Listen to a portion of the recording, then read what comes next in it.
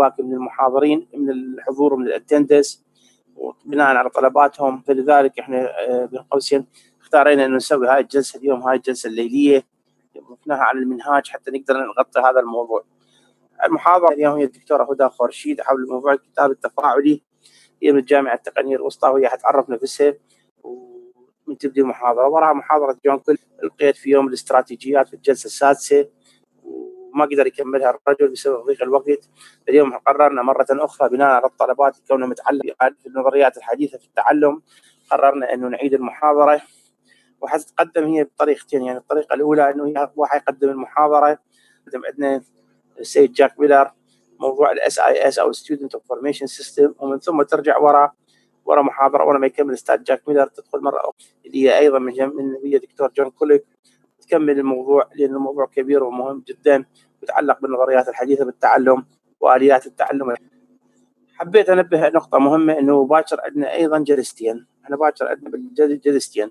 الجلسة الأولى ظهرا هي متعلقة بالإنجازات وفتحناها موجودة للجميع بالظهر، للي يريدون يقدمون إنجازاتهم البرمجية. اختارينا عينة تقدم إنجازاتها البرمجية من المبرمجين العراقيين، عمليات البرمجة العراقية في كتابة البرامجيات التعليمية، وقسم من عدم اختاريناهم بدقة وبعناية، وحيقدمون برامجهم وحيشاركوهم الأساتذة تفاد من تجاربهم من الخبرات اللي اكتسبوها، ونشوف القدرات البرمجية في الصناعة البرمجية العراقية. عندنا أيضا كذلك بالجلسة الثانية هي الجلسة المهمة اللي هي جلسة السيد بدر الهدى خان، اللي هو مخترع التعليم الالكتروني بالعالم، او مبتكر التعليم الالكتروني بشكله الحديث. هو المسؤول عن هذا الموضوع، حيحاضر وياه، حنحاوره احنا 4 من الفريق الوزاري. حيحاضر رئيس الجلسه دكتور كاظم رئيس جامعه القادسيه، ويا دكتور غسان، حيحاضرون وياه 4 من الفريق الوزاري. وايضا حيحاضر وياه الدكتور الدكروري اللي هو كان رئيس الجامعه المصريه الالكترونيه وحاليا مساعد رئيس جامعه سيناء. ايضا احنا حيحاضرون وياه دكتور عمر الغريري ودكتور عصام الخالدي من جامعه الكوفه، بحكم التجارب وبحكم الخبره، ويستفادوا منه في النقاش وياه ونستحضوره، لانه هذا مو كل يوم نقدر نتصل ونتواصل وياه. والحمد لله والشكر الموضوع مهتم بالموضوع، يعني حضوره والقاء المحاضره ومشاركته، لان فعالياتنا هي شيء كبير. كذلك حينضاف دكتور زهير خليف وياه ايضا الفلسطيني، دكتور زهير الفلسطيني ان شاء الله ايضا حينضاف، بس بعد الجلسه من 9 ل 12 ان شاء الله. يعني حنبديها شوي مبكرا قبل يعني خلينا نقول قبل 9، لانه يعني اكو بها يعني طلبات تجي علينا هذا الموضوع. على كل دكتوره هدى، هل انت جاهزه دكتوره هدى؟ بس مباشره تضغطين على الميوت وتقدرين تتحدثين. استاذ وسام ابدي وياها الله يخليك، وبس انا اعطيني مجال ثواني لغرض انه اصعد بالبث. تمام دكتور. لحظات اعطيني مجال. اي بس دقائق، 6 لحظات بس ثواني. نعم.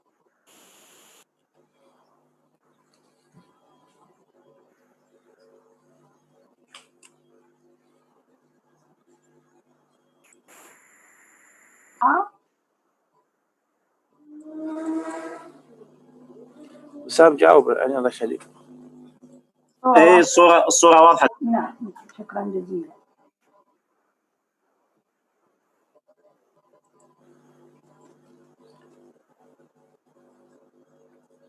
نبدي المحاضرة. بس دقائق 6.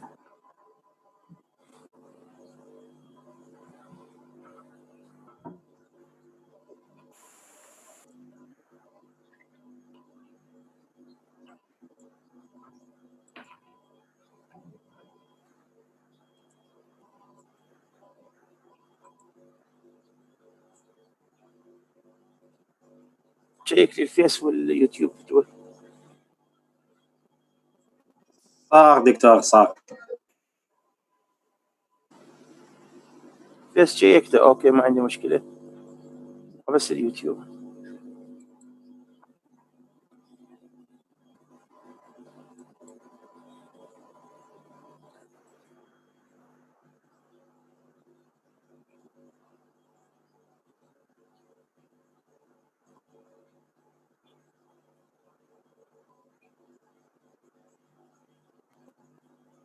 دكتور شغال اليوتيوب.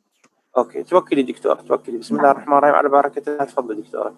تسلم دكتور، ممنونة منك.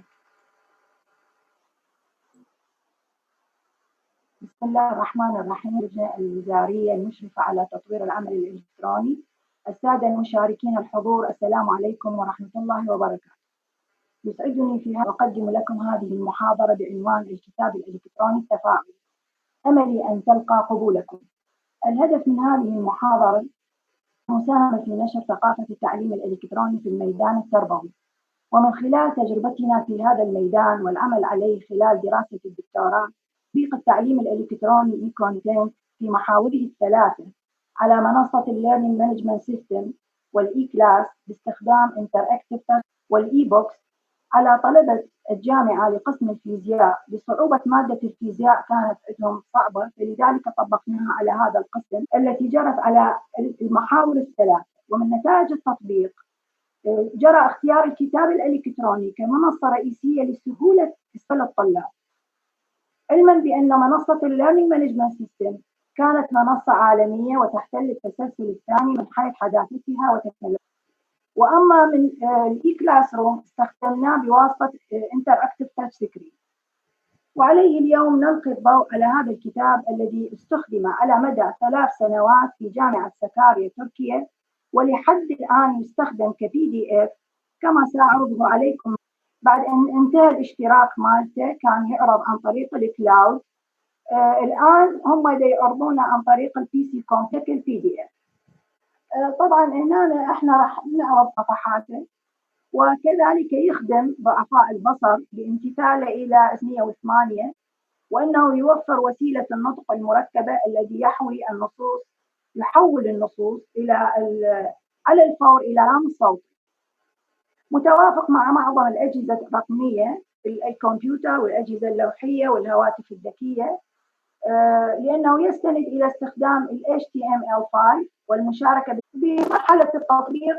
كما نرى هنا عندنا 3 أنواع من المنصات للكتب التفاعلية، هي منها 3D issue ومنها كتبي ومنها flipping book publisher.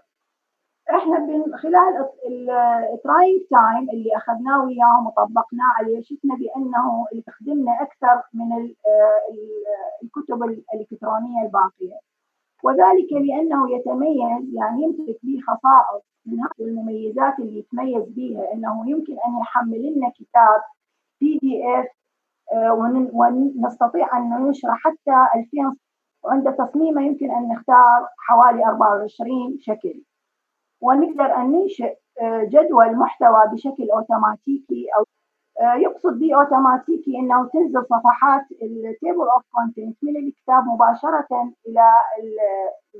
إلى مانبوك، أو يمكن أن تكتبه أنت باليد إذا كانت، وخاصة أنا يعني كنت أكتبه باليد لأن ما كانت عندهم اللغة التركية موجودة. بعدين زادوا باللغات ضافوها مؤخرا. يعني يمكن إنشاء التفاعل الذي يتم استخدامه، يعني إحنا نستقل صفحة معينة للتفاعل اللي فيها الفيديوهات اللي فيها روابط، وأنا استعرض لكم شلون أنا قدرت أن أسوي لي هذه الصفحة في نهاية كل فصل. يوفر للمشاركات التواصل الاجتماعي، يعني ممكن أن يسوي شير عن طريق تويتر، لينكدين، يعني كل هذه بواسطة ترسل لهم الرابط وهم يقدرون أن يتواصلون فيما بينهم عبر هذا الرابط. سيلكت تيست، ممكن أن نستقطع جزء منه ونقدر أن نتحاور ويا أساتذتنا حول موضوع معين، مثلا نستفسر عن استفسارات معينة عن سؤال، مو إلا الكتاب كله احنا عبر الرابط نرسله حتى نستفسر عن شيء معين. ويعني تحكم بالصفحات، العرض، الصوت الكتاب. ومن اهم الفقرات اللي موجوده في هذا الكتاب واللي احنا يعني اعتمدنا عليها فيه، لانه نعرف احنا عندنا حقوق الطبع، ملكيه حقوق الطبع والنشر للكتاب للاستاذ المؤلف، فكانت منها هي خاصيه الحمايه، فكانت تعطينا الحماية ب3 طرق. الطريقة الأولى حماية كلمة المرور، والطريقة الثانية محتوى، والطريقة الثالثة هي تحديد قائمة بالمجالات المسموح بها، أي لا يمكن تحميل المنشور إلى أي نطاق أثناء تلك المذكورة للاستخدام. فهنا يبين عندنا روابط. هذا الرابط يمثل لنا انه كيف نقدر نقرا ووردبريس، وهنا شلون نقدر هذا الكتاب مثلا هو الرابط مالته نضغط عليه ونقدر نستخدمه بسهل، كله مخزون بالكلاود فما يحتاج يصير داونلود ويشتغل وقت. الجدول اللي احنا حابين وهذا انشاء يعني الجدول يوضح الصفحه المصممه للتفاعل. الكتاب 10 فصول، وبنهايه كل فصل يعني نهايه الفصل الاول كان رقم الصفحه 19 خلينا فيه فيديوهات 2 للبروفيسور المؤلف للكتاب. وبنهايه الصفحه بنهايه الفصل الثاني الصفحه 4 هناك 3 فيديوهات. طبعا هاي الاعداد مال الفيديوهات تعتمد على يعني كميه الماده، يعني هل هي تتكامل بفيديو واحد، فعلى مدى يعني على الشابترات الفصول كامله ال10 خلينا ما يقارب 4 فيديو بنهايه كل فصل للاستاذ المؤلف للكتاب. وخلينا انتراكتيف لبروفيسور اخر من جامعه اخرى لكي يكون يعني الطالب اكثر الماما بالماده. وبنهايه الفصل وبنهايه كل فصل خاص لل يعني برزنتيشن، يعني هو مال باوربوينت حولناه الى لينك وخليناه داخل الكتاب ملخص له. وبالاسئله والحلول استخدمنا يعني الفصل الاول والثاني والثالث خلينا فقط فيديوهات 2 بنهايه الفصل الثالث يعني تعطينا فقط الاسئله المهمه، يعني ما كثرنا من الاجابه على جميع الاسئله، فقط المهمه منها كانت. وفي نهايه الفصل الثالث هي فيديوهات 2 للفصول الثلاثه الاولى، وفيديوهات 2 من الفصل الرابع إلى السادس، وفيديوهات 2 من السادس إلى العاشر. فكانت عندنا مجموع اليوتيوبات اللي استخدمناها هي 10 فيديو و10 سلايد شو. هنا بهذا المخطط نقدر نلاحظ يعني لمراحل تصميم الكتاب شلون احنا مراحله قدرنا نصممه. اول شيء احنا دخلنا البي دي اف، بعدين حولناه بعد ما قدرنا ان نشره ونخلي الغلاف مالته نختار الشكل اللي نريده، بعدين دخلنا يدويا مثل ما قلنا التيبل اوف كونتنت، او يمكن ان يروح بالكلاود كلينك يوصل الى الطالب عن طريق البي سي كمبيوتر، الايباد، التابلت، وعن طريق السمارت فون. اما بالنسبه للشيرنج ستيج، الشيرنج ستيج هي تتمثل بمراحل، يعني انه ممكن ان نسوي له شير من طريق اللينك عن طريق التواصل الاجتماعي اللي يظهر لنا الفيسبوك، تويتر، لينكدين، واتساب، والجيميل والى اخره. الآن عندنا المرحلة هذه يوضح استخدام الكتاب كنموذج بالتعلم. يعني إحنا وين نقدر نستخدم الكتاب؟ إحنا نعرف إنه التعلم هو الكونتنت والانستراكتور والليرنرز، يعني محور العملية التعليمية عندنا هو عبارة عن محتوى وطالب. فإحنا نقدر نخلي كونتنت وانستراكتور نخليه كمحتوى اي كونتنت هو فقط كلينك نعطيه، او يمكن هذا الرابط نخليه بمنصه الليرنينج مانجمنت سيستم ويستفاد منه وهو داخل المنصه. وممكن استخدمناه كذلك كاي كلاس، عندنا الانتراكتيف سكرين استخدمناه للمشاركه مع الاخرين بلاندد ليرنينج او بالصف الالكتروني الاي كلاس. وهذا من خلال توافر الاي سكيلز والمانجمنت والسوسايتي ليرنينج. فبهذه البيئه قدرنا ان نحقق الاي بوك اين هو بالضبط. التطبيق العملي، التطبيق العملي باستخدام الكتاب الالكتروني هو هذه الواجهه مالته. احنا ندخل الباسورد،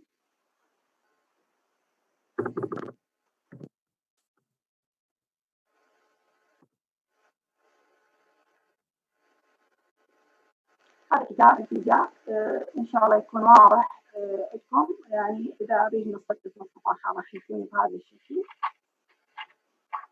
وهذا هو التيبل اوف كونتنت، هذا هو التيبل اوف، يبدي من الفصل الاول الى الفصل السادس العاشر.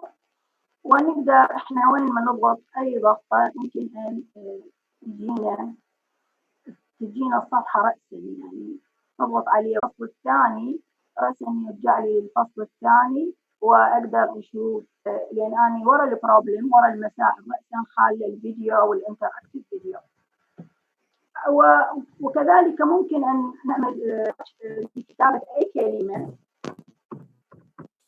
مثلا كتبت كلمة فيزيك، أسوي سيرش للكلمة راح تظهر لي الكلمة جواب أي صفحة، مثلا أضغط عليها رأسا تظهر لي بهاي الصفحة، وأقدر أكبر الصفحة هذه وأدخل عليه أشوف بأنه اللون الأصفر يعني. وكذلك ممكن أن تظهر لي هنا كلمة فيزيك بأي صفحة أنا أبحث عنها هي راح تظهر لي. هالشكل يعني يكون الكتاب، وحتى عندي خاصية الطباعة ممكن أن يطبع لي صفحات، وممكن أرفع هاي الخاصية إذا كان نحافظ على يعني خاصية حقوق الطبع والنشر، يعني ما يصير أن يروح للطالب يسحب الكتاب. وممكن أن آخذ select text، يعني آخذ نص كتاب أي جزء أنا أريد آخذه لفد معادلة أو فد شيء، وأبدي أراسل الآخرين من خلال روابط يعني توعية، أو أتواصل مع أستاذي حتى أسأله عن هذا السؤال شلون أحله شلون يعني، وهكذا. فهذا يعني موجود في الكتاب، وإن شاء الله يكون نال إعجابكم. وبالختام نشكر المنظمة الإداري الناجح بخصوص الدكتور عامر لما بذلوه من جهد وتقديم معلومات قيمة، وللأخوة المشاركين التوفيق والنجاح. المحاضرة الدكتورة هدى رشيد اكتسيب معهم دول سبورت داعم جدا، يعني يستمر وياهم على مدى 3 سنوات. نعم دكتور.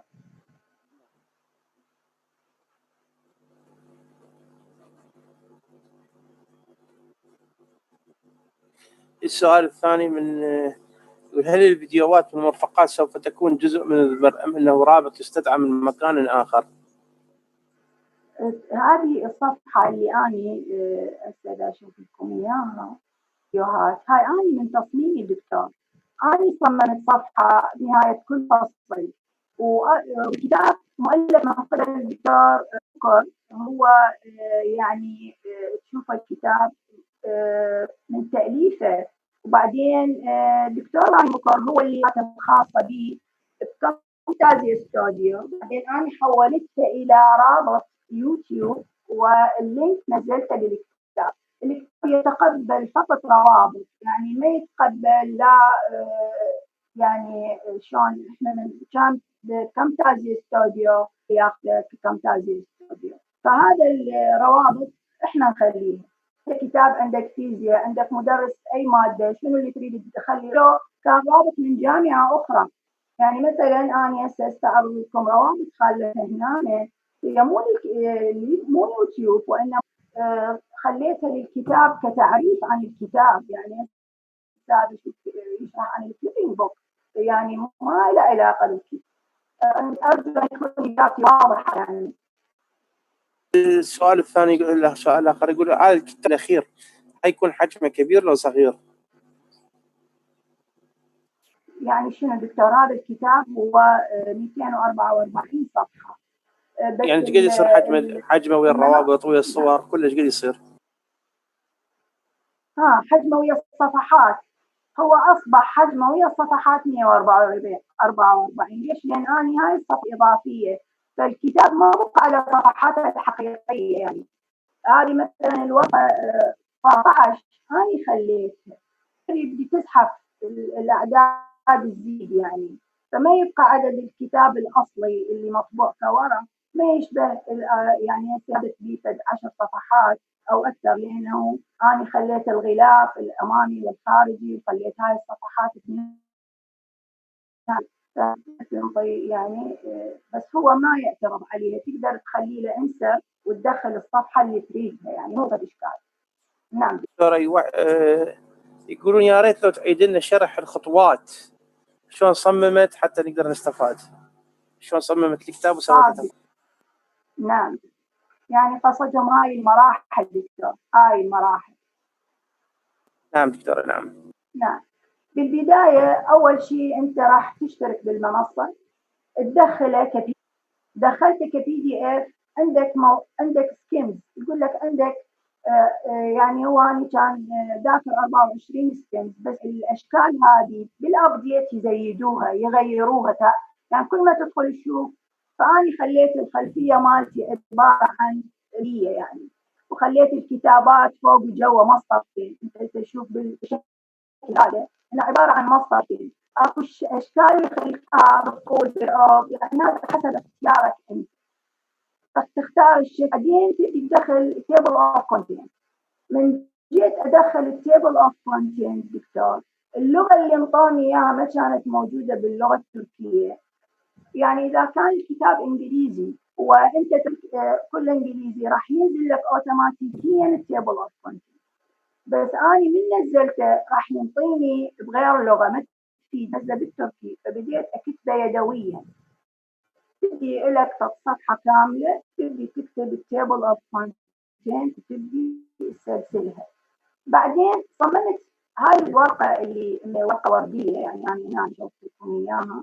هاي الورقه هي اللي انا صممت، هذا كشكل وكمضمون وكفيديوهات وشلون ارتبها وش اكتب فوقاها. يعني هسه هاي الورقه دكتور لو تلاحظ هي كاتبتها بالتركي تعريفيه، يعني يقول له اضغط هنا تدخل الى الفيديو الخاص بالاستاذ. الفصل هو الاول، فينطيك فيديو اول وثاني، تقدر تضغط ينطيك انتراكتيف فيديو. نجي على السكيورتي ستيج، قلنا بان السكيورتي ستيج في 3 مراحل، ذكرت انه هذا هي الخاصيه اللي خلت الدكتور ابراهيم يقدر يعطي كتاب، لانه عندهم هم كتاب شيء يعني يعني ما ينطوا الايضا حتى الامانه. يعني انا عانيت معانيه سنه وما الاستاذ ينطيني كتاب حتى الا عن الله ينطي الدكتور ابراهيم انطاني الكتاب وانطاني الفيديوهات. كان متخوف من ان ينزل كيوتيوب ويصير علنا، بس اني خليته باسماء وهميه من شخصي، لان عمليه الدخول دائما احنا نكتب اسم الشخص او نكتب شيء يلا نجيب اليوتيوب، فالحمد الامور. فهذا السكيورتي ب3 مراحل: حمايه كلمه المرور، وتشفير المحتوى، والطريقه الثالثه انا ما استخدمتها حقيقه، هي تحديد قائمه بالمجالات المسموح بها. يعني انت لما تريد تدز هذا الكتاب لاي جامعه لاي فتحدد، ما تدخل يعني وما تشتغل الا بداخل الجامعه. فهذا الرابط الثالث ما دخلت فيه يعني. يعني كان يحتاج مني وقت، وهذه حقيقة يعني للأمانة. بالنسبة لي الببلشنج ستيج، أنت وين كتاب؟ أنا سويت صفحة ووردبريس، هي صفحة ويب، ورأسا نزلت عندي بالووردبريس وسويت بها ببلشنج، بس هسه الاشتراك مالي انتهى، فما اقدر اضغط على اللينك واشوف لكم اياه. يعني حقيقة شلون ينشر بالورقة كاملة بالأسئلة حول الكتاب وصفحة كونتنت إذا أكو استفسار أو كل شيء سويتها بوقتها لطلابنا. ككلاود هو موجود بالكلاود، أنت تقدر تنزله على البي سي كمبيوتر مثل ما شفت أنا منتهية الصلاحية مالتي، بس نزلته كPDF موجود حاليا عندي على الكمبيوتر، وحتى منصب عندي على الكمبيوتر يعني كسمارت فون، يعني تقدر تستخدموهم طلابنا، وهذا كان يعني شيء بالنسبه لهم استفادوا منه جدا. وياهم حتى بالشعبه اعلمهم شلون يستخدمون، شلون يدرسون، شلون يدرسون على المحاضرات، والحمد لله. يعني وبالنسبه الى شيب ستيج، هي تعطيك هي اوتوماتيكلي اللينك من ينطيك اياه، انت تقدر ينطيك صفحه مثل هذه، تقدر تضغط على الفيس او على اي مكان الرابط، او انت تعرف فيس شخص او تراسله عن طريقه وتدز له الرابط ويقدر راسا يفكه بكل سهوله. امر العفو. يعني نكون انا وفقت يعني بالاجابه لهم، يكون واضح يعني. يقول سؤال من مروه مشتاق، اقدر اربط الكتاب الالكتروني ببرنامج اخر، مثلا سؤال عملي يتطلب تطبيق البرنامج. الصوت يوشوش عندي، ما سمعت السؤال رجاء. عيد دكتور، هل اقدر اربط الكتاب الالكتروني ببرنامج، مثلا سؤال عملي يتطلب تطبيق في برنامج اخر، فهل استطيع استدعاء البرنامج الاخر؟ ايش يقصد بالبرنامج الاخر دكتور؟ انا قدرت اربط اللينك مال الكتاب الالكتروني، خليته بمنصه ليرنينج مانجمنت سيستم. انا كنت مستخدمه منصه عالميه بوقتها دوتشيبو، خليته بالمنصه بدون ان اجي اخلي الكونتنت ولا انزل الفيديو، خليت اللينك ويدخلون عن طريقه، او انت تريد تنزل المحتوى للمنصه مالتك، هذا بحث اخر. يقصد به ما فهمت الدكتور بالتحديد شو يقصد يعني.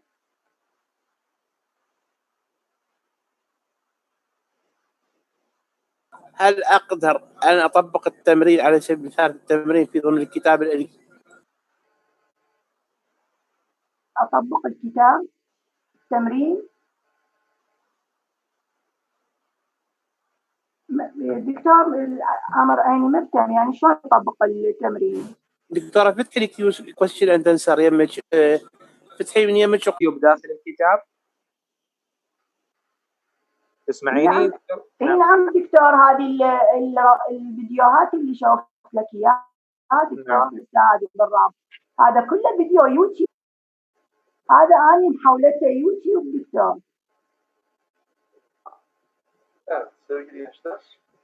يعني انا داخل الكتاب قصدي بدون زحمه معليش. هذا انت بس تضغط عليه وبداخل الكتاب. لا يعني قصدي انه يعرض بداخل على رابط اليوتيوب. لا دكتور، يعني هو انت له خاصيه انه الرابط اذا ضغطت عليه راح يفتح، يعني بس مجرد رابط، يعني ما داخل يعني هسه بالضبط مجرد رابط يوتيوب، ياخذ يوتيوب بانتوم بينتو ياخذ. نعم. وياخذ اللينك. نعم. لان اكو بعض البرامج تخليك تقدرين انه صفحه كتابه والصفحه الثانيه بها يعني بها يوتيوب كامل، بها الفيديو كامل، يعني ما احتاج انه اضغط على الرابط، هو يطلع بالواجهه انه اليوتيوب دا يعرض. نعم نعم فهمت قصدك دكتور، من ضمن صفحات الكتاب، من ضمن الصفحات. نعم نعم فهمت. انا لا، هذا حقيقه مو هالشكل مثل ما وضحت لكم دكتور، بس هذا اللي تقول عليه دكتور ماشي لا 3D ايشيو ولا بالكتب، يعني يمكن هاي منصات جديده حاليا. شكرا دكتوره، شكرا دكتور عامر. بعدين الدكتور عامر نساعد احنا بالاسئله شويه. اكو سؤال هنا من علي يقول هل تكون ممكن نستخدمها داخل الجامعات بدون نت؟ يعني دكتوره هدى انه ممكن تكون اوف لاين بدون نت داخل الجامعه ممكن دكتور يعني اذا بدون نت يعني الروابط ما تشتغل، بس هو ككتاب عادي يعني تقدر تخليه على البي سي كمبيوتر تفكه وتباوع تشوف الاسئله بكري يعني. بس هي اللي احنا شنو الهدف منه نريد انتراكتيف، حتى تريد انتراكتيف يكون استفاده اكثر وبي حلول يعني انا عندي مثلا فصول بها حلول للاسئله للطلاب. صحيح. اكو سؤال ايضا هنا يحتاج اسم البرنامج هذا برنامج الكتاب انه تحدثتي عليه انت، بس اكو سؤال اخر يقول يا ريت تعيد اسم البرنامج من نحصله. دكتور اسمه فليبينج بوك ببلشر، هذا الكتاب هذا هو اسم الكتاب، وحتى هذا الرمز مالته مثل الكتاب.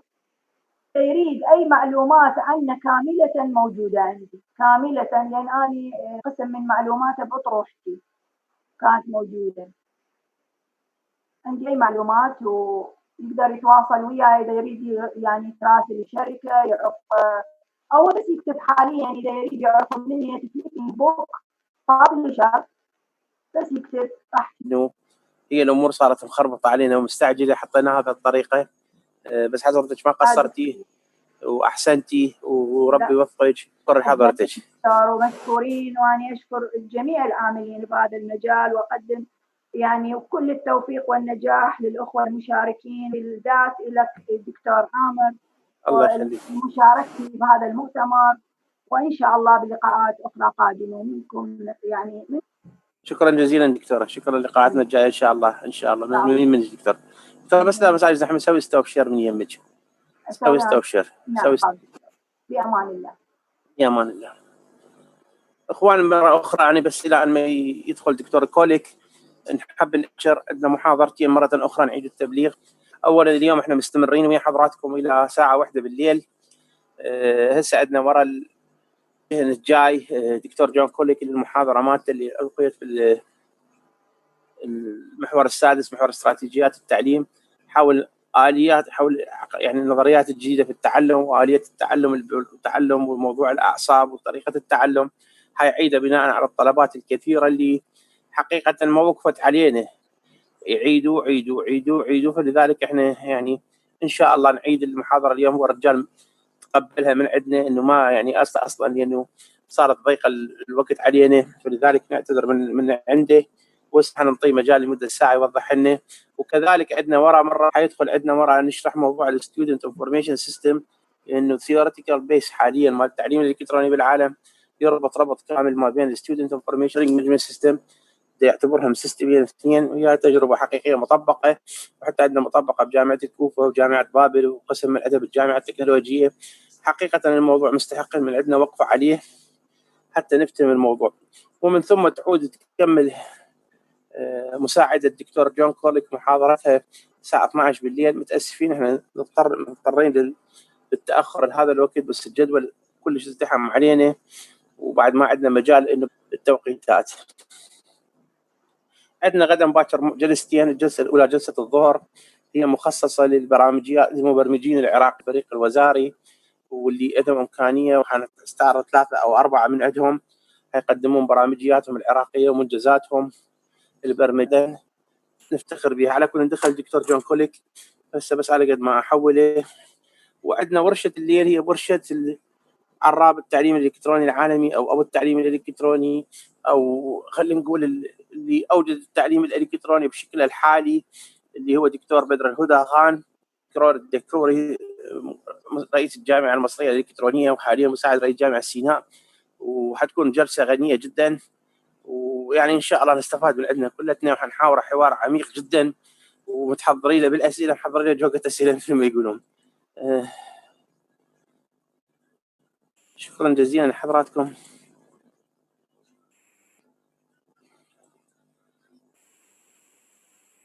Hi Dr. John, how are you? Hello, good evening. How are you, sir? Good evening. How are you, sir? I'm good, thank you. Thank you once again for inviting me. It's a great honor to take part. Yes, thank you, sir. I want to thank you that you are accept our invitation again, because he requests asking okay. just to repeat your special session for us, because it is very important. Sorry that the time was not enough you for in the first introducing for the lecture from you. Truly now it's open for you. We are welcoming you again. Thank you and thank you. Truly we appreciate that from you, that you are helping us. We will never forget that from you. Thank you. The line is for you and you are free to start. Thank you, sir. Okay, thank you very much.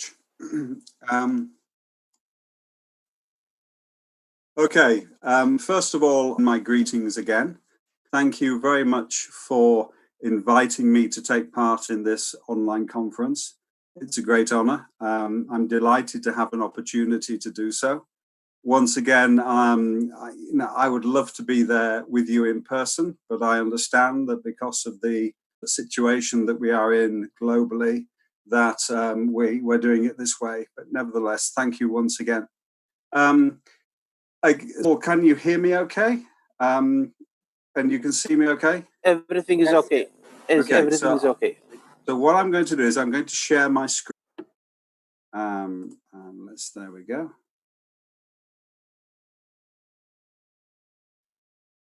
Okay, so can you see my screen okay? Yes, sir. Excellent.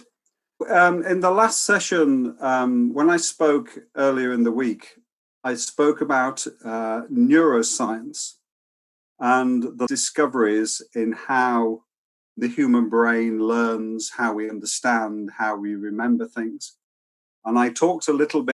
Now, a neuromyth is a belief about the brain. It's about how we learn that is incorrect. There are a lot of these ideas, and there are a lot of these ideas in education. It's not true. This is an old belief. It's about 100 years old. It comes from doctors and researchers 100 years ago said, we only understand what 10% of the brain is because our knowledge is so limited. And people change this. They change the meaning of this to say we only use 10% of our brain. It's not true. We use all of our brain. The brain is very efficient. It's very powerful, and there is no part of our brain that goes to waste. So this is an example of what we call a neuromyth. It's a belief that is incorrect. Another one, and this is very common. There is a very strong idea that as we get older, the power of our brain gets less. You may hear a very belief that once we are about 20 years old, our brain stops growing. And from then on, the brain starts to get weaker and weaker. Our understanding gets weaker, and our ability to learn goes down. Again, this is not true. There is no evidence for this. What happens is that the way we learn changes. So an adult will learn in a different way to a child. But as long as we are healthy, as long as the brain is healthy, then we can control left brain, right brain. One of the reasons that this idea became very popular, certainly in the 1960s, is that particularly in America, and particularly the west coast of America, you had the growth of this new kind of counterculture movement, this kind of movement that was interested in different states of consciousness, exploring different states of consciousness, exploring different types of art. So they became very interested in the idea that in here, inside our head, there is a genius that is waiting to escape if only we could find a way. So all these theories of 10%, we only use 10% of the brain, left brain, right brain, the idea if we use them together, suddenly our brains will become so much more powerful. It all begins round about this time. Again, it's a nice idea, but it's not backed by science. Another theory is that human brains are like computers, so that the brain has a memory, like memory, and that it has a processor. So when we think, it's processing data from our memory, and that all of the complicated nerve cells, all the brain cells are like the circuits in a computer. I'm going to talk about this in more detail when I talk about artificial intelligence. But again, it's not true. The brain is nothing like a computer. What is interesting about this is that if you go back in history, and if you look at what people used to think about how the brain works, it's very interesting to see the connection. So they no longer think that the brain is like a building, or with steam coming out of their ears when they get angry or when they're thinking hard, comes from this idea that like a steam engine. So if you think about this, what is happening is that in each society, at each time in history, people are looking at the most complicated technology that they have, and that is what the brain is like. So now, when we come to the 20th century, and we went very common, there is a strong belief that different children learn in different ways. Some children are visual learners, so they learn by seeing. Some people are auditory learners, so they learn by listening. Some people are kinesthetics, that they learn by doing things, by making things. Some people are logical and mathematical. Again, this is very common. I come across this a lot when I'm talking to teachers and principals around the world. The idea that different children need different styles of teaching in order to understand. This is a theory that was developed in the 1970s and in the 1980s, and then it was proved to be wrong. In fact, let me show you. If I show you the history of this idea, you can see what happened. So in 1983, Howard Gardner published the theory of multiple intelligences. So Howard Gardner said, some people learn by seeing, some people learn by hearing, some people learn by doing.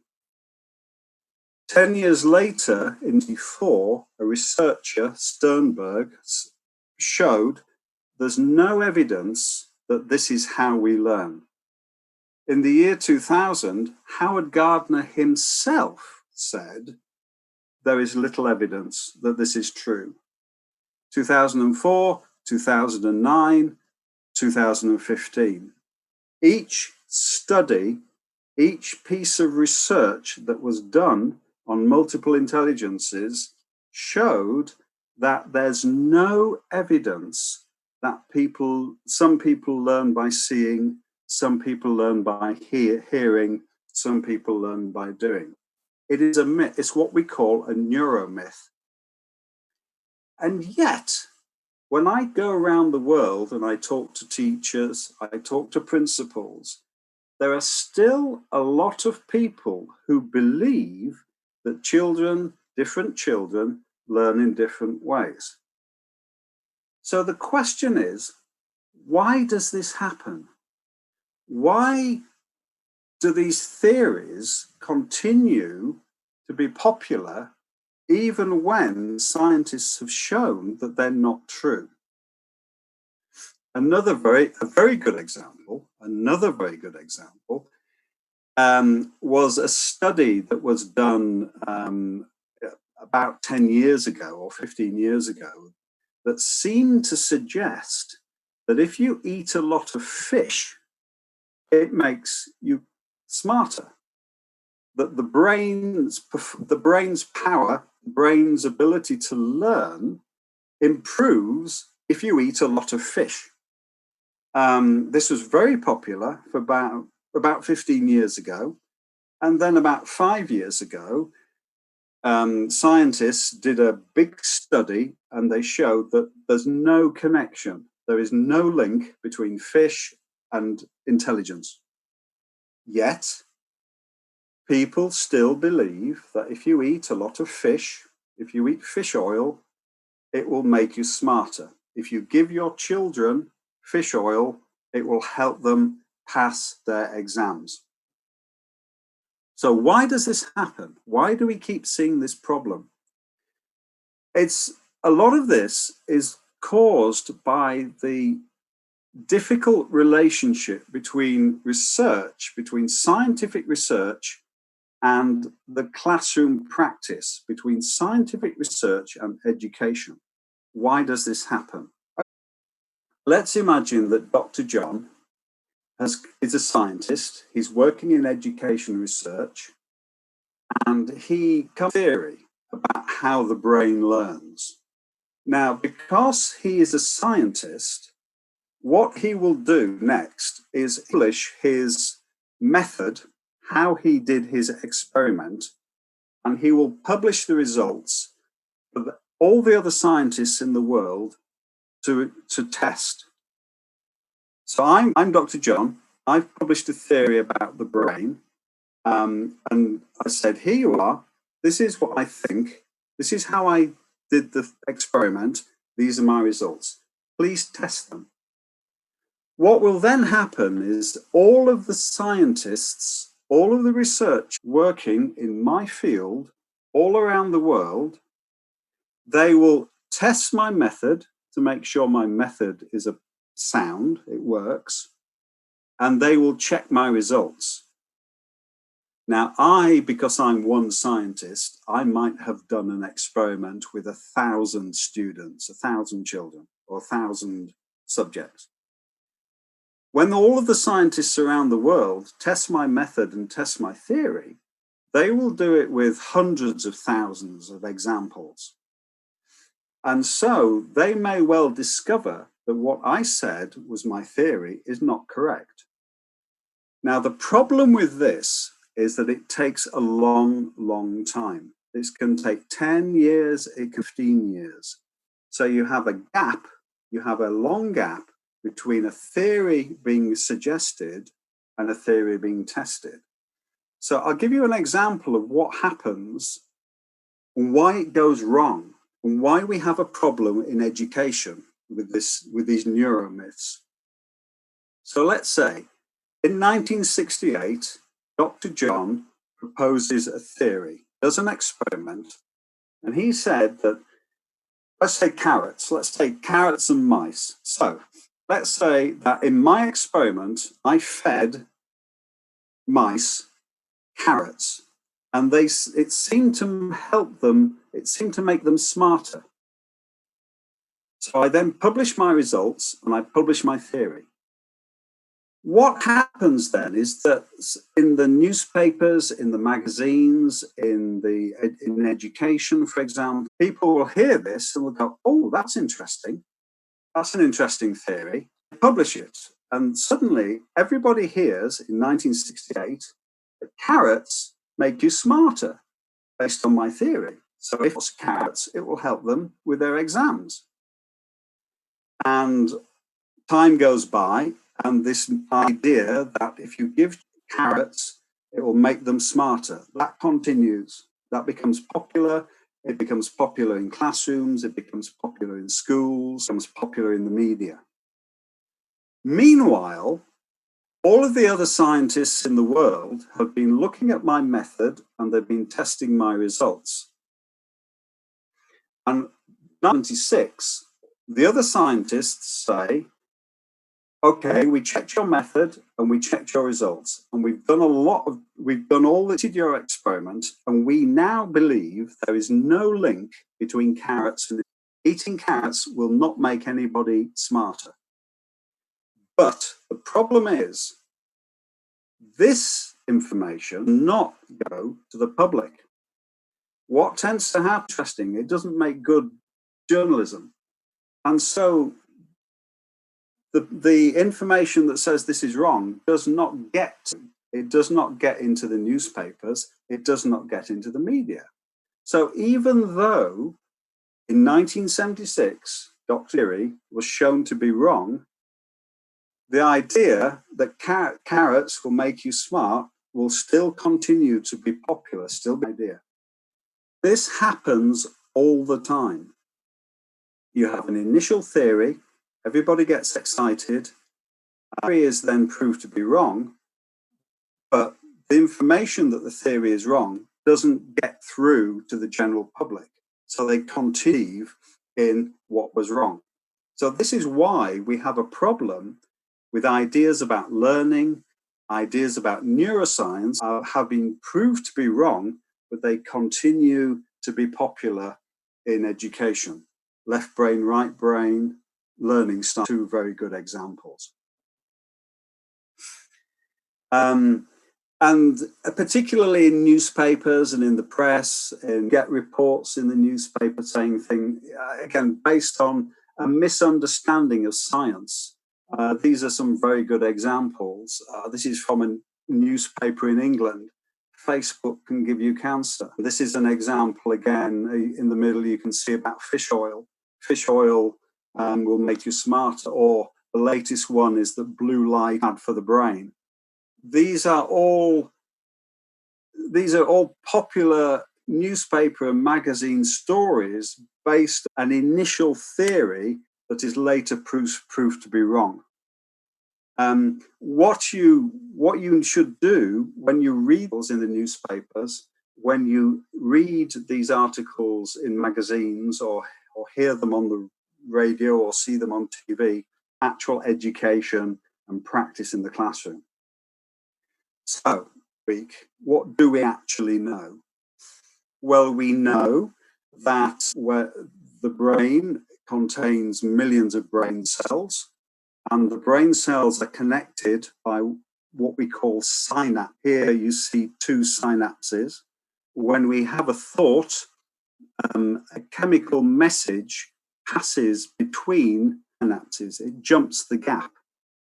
If that message is never repeated, then that link disappears. But if that message is repeated and repeated and repeated, it gets stronger and stronger and stronger until brain cells become physically connected. At that point, the knowledge becomes long-term memory. And the example I gave was learning to ride a bike. When you started to learn to ride a bicycle, the signals were passing between the synapses, and every time you tried, the signal went along the same path and stronger until you had a physical connection. At that point, you had learned to ride a bicycle, and because it's a connection in your brain, you will never forget. Crazy growth, all that crazy disorganized chaos has been reduced to a very organized series of connections inside the brain. That's what happens at the age of about 11 or 12, because then with teenagers, we then look at teenagers, when children start to become teenagers, then the brain changes again. And the first thing that happens is that suddenly have massive, massive growth again. So you have two periods of huge growth inside the terms of the number of brain cells and the number of connections. When a child is 3 months old, that's when you have the first burst. And then when a child becomes a teenager, 11, 10 or 12, the brain again has a massive amount of growth. So teenage brains are very powerful. But also there are other changes that happen within teenage brains. For example, reason, and we don't really know why, teenagers suffer from something very similar to jet lag. And the part of the brain that understands what time it is doesn't really work properly. Now, any of you who has had teenage kids knows how it can be to get them going in the morning. That's not because they're lazy. Teenagers are not lazy. Their clock, the clock inside their head, is actually 2 or 3 hours different to the actual time. They're jet lagged. Teenagers aren't jet lagged. We don't know why, but that is one of the problems why they find it so difficult to get up. Now, most education systems throughout the world start early in the morning. In England, we start at 9 a.m. In Switzerland, they start school at 7:30 a.m. For teenagers, that's really hard because they don't be awake until the middle of the morning, till 10 or 11 o'clock because of this jet lag. So we need to think how we organize the school day for older students, because this is a physical system inside. The other thing, and again, if you have teenage kids, you'll understand this. Teenagers don't really understand danger, particularly boys. They suddenly start to want to seem to test themselves, to test the boundaries of safety. Again, this is This is not because they're being naughty or bad. It's because there's a part of the brain that makes a connection between cause and effect. So for cause and effect. So for example, if I do this, this will happen in the future. The part of the brain that understands that can understand, if I do something, if I do this action today, it will have an effect tomorrow or the day after. That part of the brain does not fully until we are in our mid-20s. So teenagers and young people, they struggle the connection between cause and effect. This is why teenagers can often do things that to us as adults, seem to be wrong. They seem to, make silly. They be able to make the right decisions. They will make a decision that, as an adult, we see that's the wrong decision to make, but they don't see it. That is because the part that can make that connection does not physically exist yet. Or if it does exist, it's not fully. So the best way to describe a teenage brain is it's very powerful. It can learn extremely quick, but it's got poor steering. Teenagers don't have full control of their thoughts, their ideas, and how their brain works. So they have a very powerful machine with bad steering.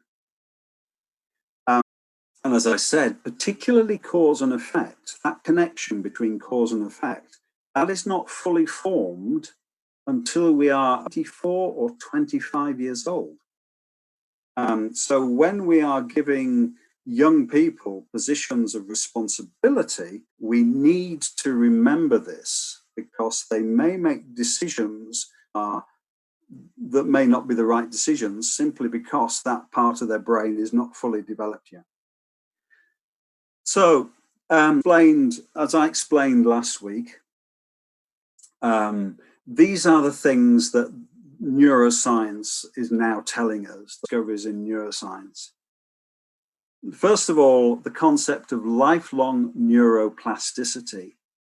Neuroplasticity, ability of the brain to change and develop and grow and adapt for our entire life. Like I said, the idea that once we are in our 20 years old, then our brain will never change, that's not true. It will change and grow and develop throughout our entire lives. Secondly, we learn by playing. We are designed by playing. That's what higher order mammals do. That's what humans do. We should embrace failure. We are designed to learn by trying something and then failing. When we fail, there is a chemical inside our brain, serotonin, which improves our ability to learn. If we try something and fail, our serotonin levels increase significantly. When you learn to walk by trying, failing, until eventually you learn how to walk. That's how we are designed to learn. So we must embrace failure. We stop this culture whereby, particularly in schools, the idea of getting something wrong is seen as bad. That's not helpful. From a mathematical point of view, the brain understands patterns, it understands rules, and it understands logarithmic scales.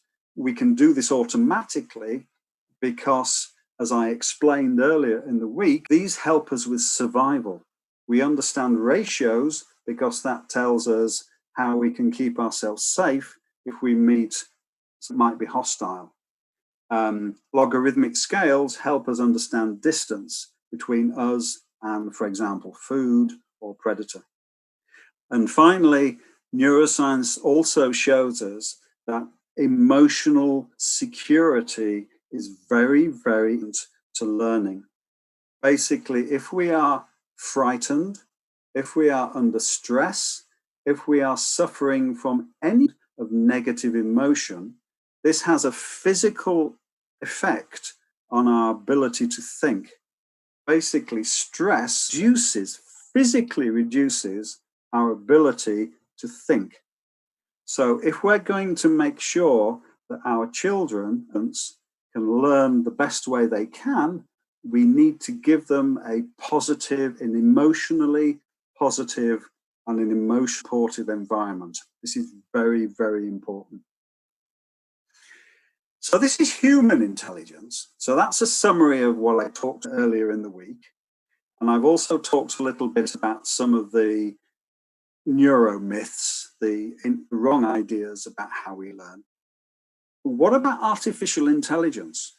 Because we are now living where artificial intelligence is increasingly becoming a very important part of our society. In education, particularly, artificial intelligence is now being used to support education systems.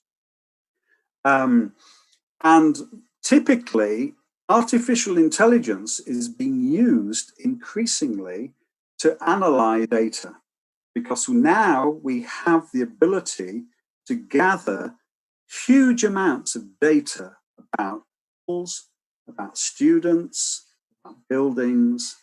But this data is so big, there's so much data that cannot analyze it.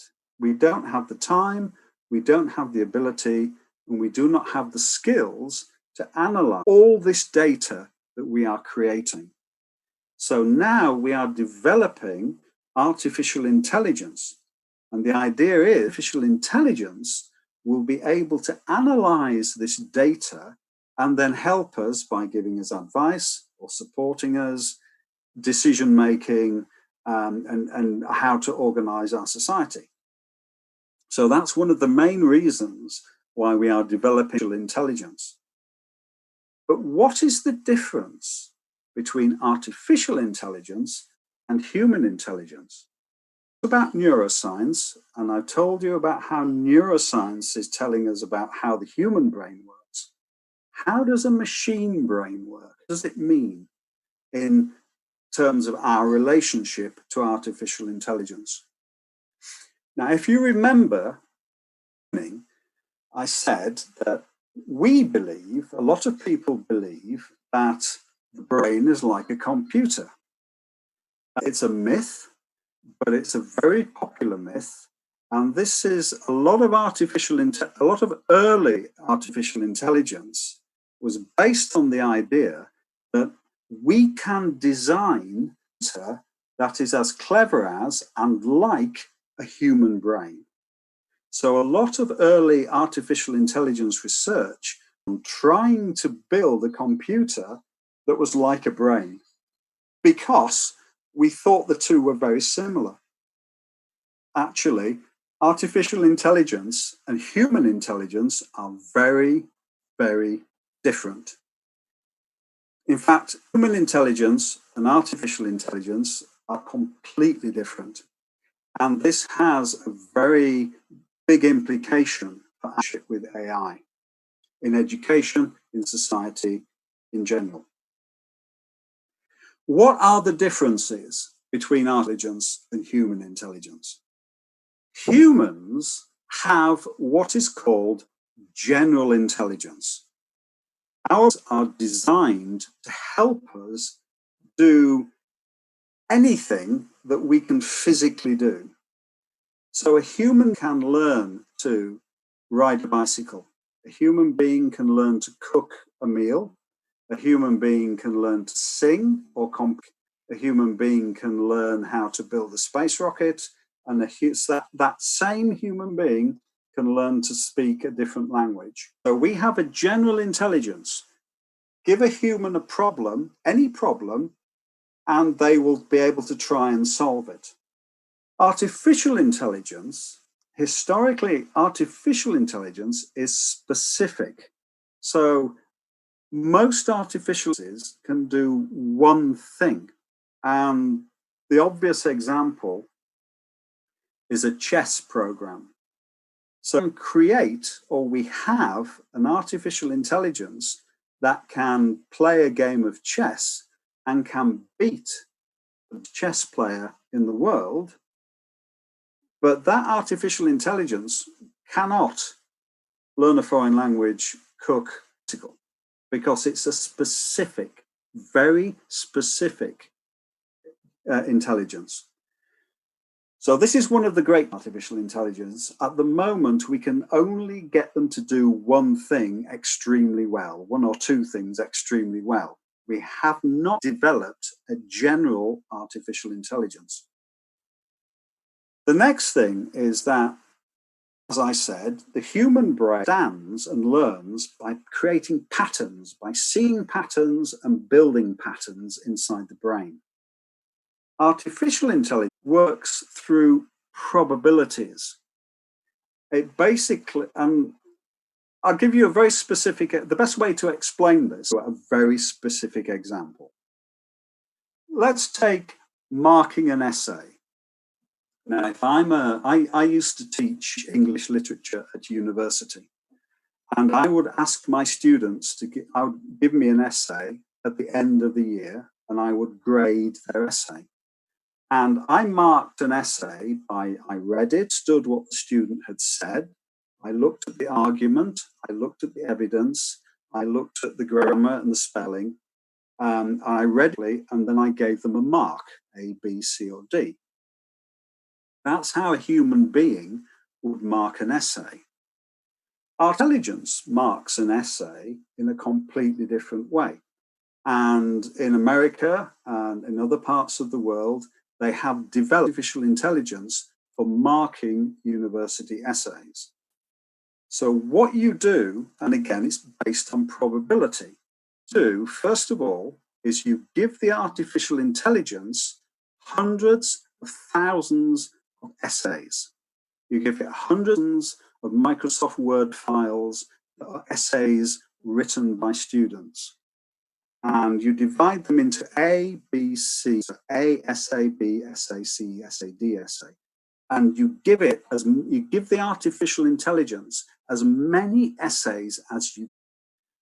The artificial intelligence then builds up what is called a probability map. So it will analyze all the data, say, okay, based on the data, based on the physical data, based on the bytes, the zeros in these files, I can see that an A essay looks like this. A B essay looks like this, and a D essay looks like this. So as you can see here, you've now got in the artificial intelligence a probability map. So if I write an essay, and I give it to the artificial intelligence analyzes the shape of the data. If that essay shape matches an essay within the A essay area, this A essay zone, this probability falls within this area, I get an A. Unfortunately, my essay, the shape, the data did not fit the probability map of an A essay. And it ended up down at the bottom, I got a C. Now, an artificial intelligence can do this process, basically mark thousands of essays a minute. When a human marks an essay, you have to read the essay, you have to understand it, you have to mark it. It would take me 30 minutes for one essay. With an artificial intelligence probability map, it can mark in the same time, it could mark 1,000 essays. But again, it's not based on standing. It's not based on human analysis and reasoning. It's based purely on a completely different type of this, which is a probability map. That's the biggest difference between human intelligence and artificial intelligence. A big difference also is that at the moment, our intelligence finds it very easy because it's based, we can very easily recognize a driver in a car inside our head. We are conscious. I know I am me. artificial intelligence does not have self-consciousness yet. It's not consciously aware. The problem is, the big problem for us is that neuroscience has not yet located the mechanism inside them that makes us self-conscious. So if we do not know what makes, if we cannot recognize our ownness in a human, then we cannot recognize it in an artificial intelligence, particularly if that artificial intelligence is a different type of intelligence. So you may have heard of this term, the singularity. And the singularity is a phrase created by the scientist Stephen Hawking. And it means the point, the time, the moment artificial intelligence becomes self-aware. I'm having to live with artificial intelligence which has become self-aware and self-conscious. And the moment self-aware, then it will start to pursue, it will start to follow its own agenda. It will start to follow its own. We have to make sure that human goals and artificial intelligence goals in the same direction. So we have to make sure as we develop artificial intelligence and as we start to work with artificial intelligence, we have to make sure that if and when it becomes self-aware, that we both want the same, because if we don't, then we may have a problem. So in the future, I think now, as we develop artificial intelligence, as we use artificial intelligence in education, in society, that two things are happening. First of all, that we understand our own intelligence and how it's different to artificial intelligence. And secondly, we need to understand how to develop our relationship with artificial intelligence. What I think for us, particularly when we're educating students, that in the future, we will have students who are using technology as tools, that they are self-aware. This is what I talked about earlier in the week. One of the most important skills that we need, self-awareness, an awareness of how we think, of how we learn. Because if we are aware of how we learn and how we think, then we will be aware of how best to work with artificial intelligence. So this again is the future. It may be the distant, maybe the near future, but I think it's something we need to think carefully about. So I hope that's been interesting. What I've done today is I've tried to talk a little bit about some of the beliefs about the brain that still persist in education, but have been proved to be incorrect. I gave a summary of some of the ways in which the brain works. And then I also wanted to talk to you about the main differences between human intelligence and artificial intelligence. I hope it's been interesting. As I said, it's been a great honor to be able to speak to you at this webinar. And thank you very much. My presentation is finished. So I'm happy for any comments or questions. Yes. Thank you, Dr. John. I think Dr. Amr is not here now. We have some questions for you. Actually, this is very interesting webinar. Yeah, really interesting. For me, I have just two questions for you. Then actually, I will go to the another questions by the participant. Are you agree? Oh, absolutely. Yes, please. Okay. Thanks.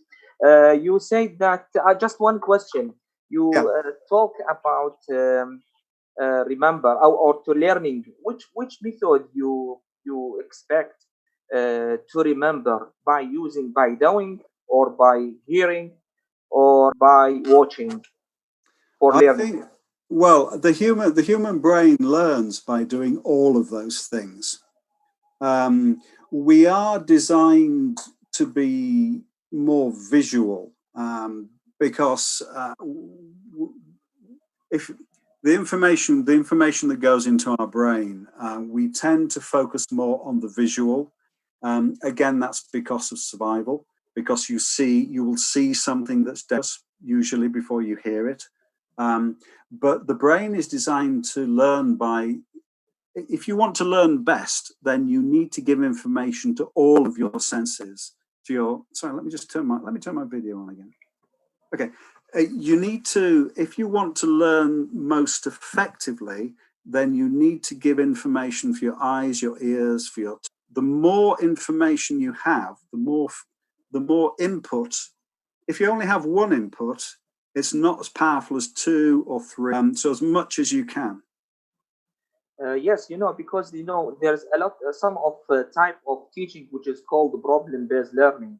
So in working as a team, when working as a team, is the best for learning. For example, there is actually example said, "Show me, I will remember." Yes, there's a yes. saying, isn't there? Yes, yeah, yes. I think working, if you're learning something, if you can learn it in as many different ways as possible. We tend to be visual, but having said that, the more experience you have in different ways. I'll give you a good example. I saw somebody learning, and they were having real difficulty. They found it very difficult. If you showed them the letters on a piece of paper, they found it really difficult. And then if you told them, they were also find there's something missing. And then somebody gave them some letter shapes. And as soon as they had the letter shapes, suddenly everything fell into place. Suddenly they understood, because they just needed that extra little piece of information to complete the picture. And that was a very good example of how you need multiple sources of information to be a most effective learner. You are right. All of them is connection together, actually, all the senses. Yeah, okay, yes. Exactly. Yes. Another question, actually, as well for me, this question, then I will go to the another participant questions. You saying still the people thinking that there is no relation between smart brain and the carrot. There is for eating carrot. Well, there is no connection between oil fish. Fish oil, yes. So do you mean, or do you think the healthy food is not actually decreasing smarting? No, I think I think exercise and healthy diet. Yes, absolutely. You need to have if you don't eat properly, if you don't exercise, then your brain won't operate as well. Healthy diet and exercise is very important, but the idea that one food is a magic food, whether it's oil or carrots, somehow if you eat this, it will make you much smarter. True. Yes. There's no evidence for that, but certainly if you want to learn effectively, you should eat health, and you definitely should exercise. All of that, because you'll become a healthier person, and a healthier person, if you're healthy, all of you is healthy, including your mind. You're right. You're right. We have some questions from the participant. I will go to these questions. May I ask you how we can extract and analyze EEG signals? Oh gosh, that's not a question I can answer. That's a very technical question. Yes. I don't know. I don't know how that. But and so yeah, I know what an EEG is, but in terms of clinical analysis of it, I'm sorry, that's not something I'm an expert on. I do apologize. Okay. Other questions. What about cooking in an aluminum pan or food? Does it have all the memory in aluminum compound? I'm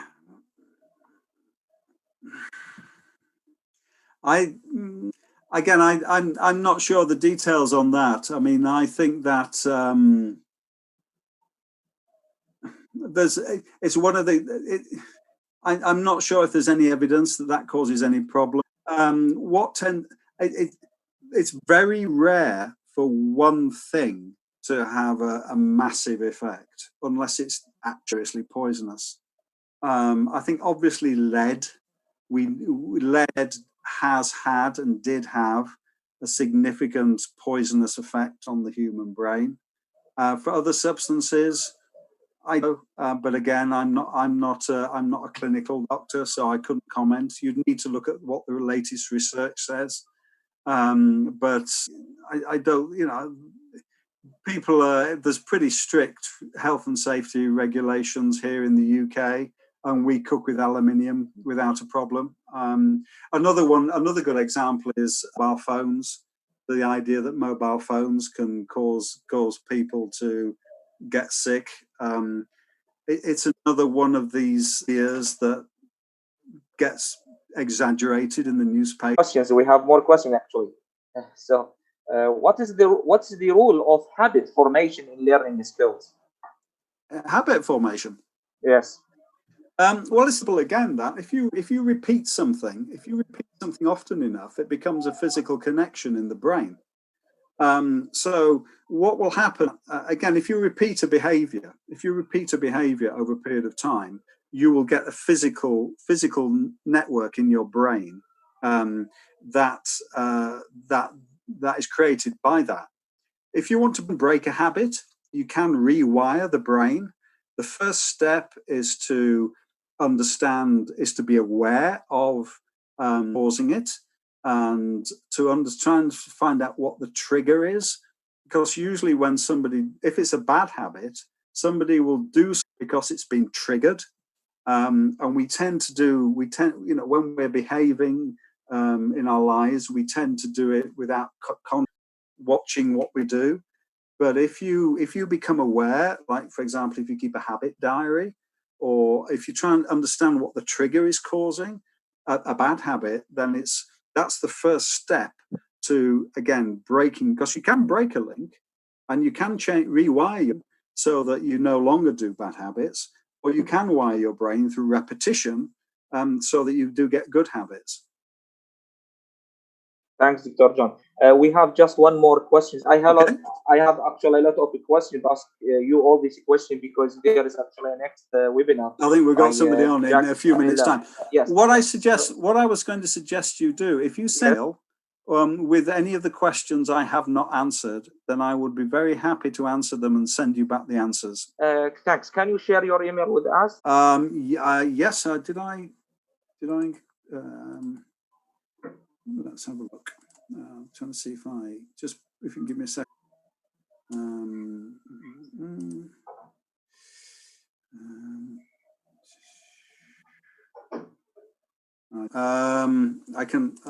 I can send you. You can put it in my email later. Yeah. Yes, you can put it in the Q&A.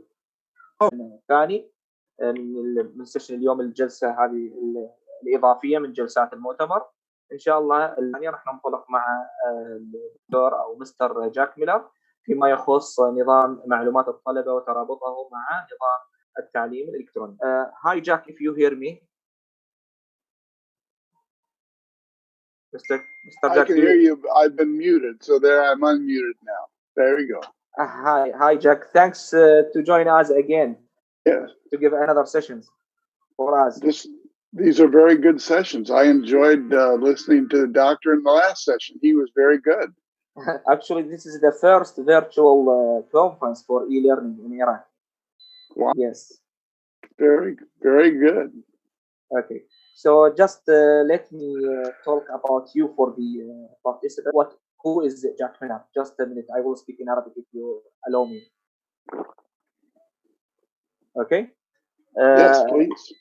Okay. الأخوة الحاضرين والمشاركين معنا في جلسة اليوم، الحقيقة إن شاء الله راح تكون هذه الجلسة خاصة بنظام معلومات الطلبة. أريد مستر جاك ميلر. مستر جاك ميلر هو مدير شركة خاصة بنظام معلومات الطلبة. قام حقيقة من خلال التعاون مع هيئة التبادل والبحث الدولي في ايركس بإنجاز مشروع نظام إدارة الطلبة في الجامعة التكنولوجية قسم الهندسة الكهربائية. الحقيقة كان نظام جميل جدا ورائع في إدارة الطلبة. إن شاء الله تكون تستفادون من المحاضرة اليوم. Mr. Jack, you can go ahead on your presentation. All right, good. Thank you very much.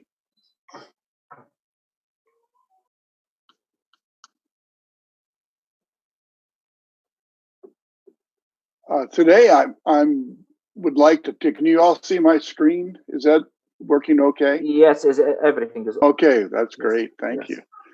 I listened to the doctor in the last presentation, and everything he said didn't work in what I'm going to talk about. So I'm kind of worried about this. So today I'd like to talk about student data, data on you as a teacher, data on universities, and what's the real story behind data capture. Why do you want to capture data? And what good can it be for you in the future?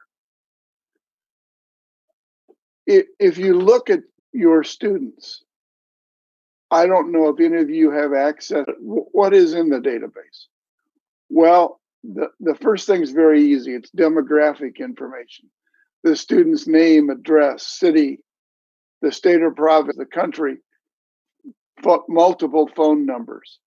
All that kind of information is immediately needed to contact the student. Personal information about the students. You can also find family relations, information about other siblings, grandfather, grandmother, uncles, aunts, nephews. The more important those relationships are to the student, the more likely they are to be included in the student database. You can also find some financial, if your university charges for courses, the student will have to submit information on how financeable he is. The information on the parents may be available. Lots of information can be had. Now, here's some more interesting things. Is your university keeping track of the student's academic path, that student's successes or failures or career path? Because I believe differently than the last professor. I believe that artificial intelligence can work very well versus might contribute to those successes or failures. Your best students always going through a particular course or group of courses, or do they take different things? It can be used in a great number of other ways that are better than this. Well, academia is the first thing you all have access to. It's, as you can see on the upper left-hand side of the picture, academic information includes courses, enrollment, grades, completion of courses, and graduation from courses. There are other kinds of data, observation by teachers and engagement by teachers. Now you're bringing a trained mind in to observe the behavior of the student. And you can get more from nonverbal communications in watching than you can by reading student data. We can first student information system. One of the heads of a school immediately looked at the scoring results from the math results of who was not over 70% math test, and they set up systems to help those students learn more about math in the future. Or if reading a good subject, they set up tutoring programs or mentoring programs for those students who didn't do well on the statewide. So in looking at the cumulative files, the grades for the student in the past, along with current testing data, you can begin strengths and weaknesses of each student. Everybody is not the same. As you all know this, every student has strengths and weaknesses. And I would differ from the other doctor and say they all do learn, maybe not differently, but some learn better or audio than they do in reading.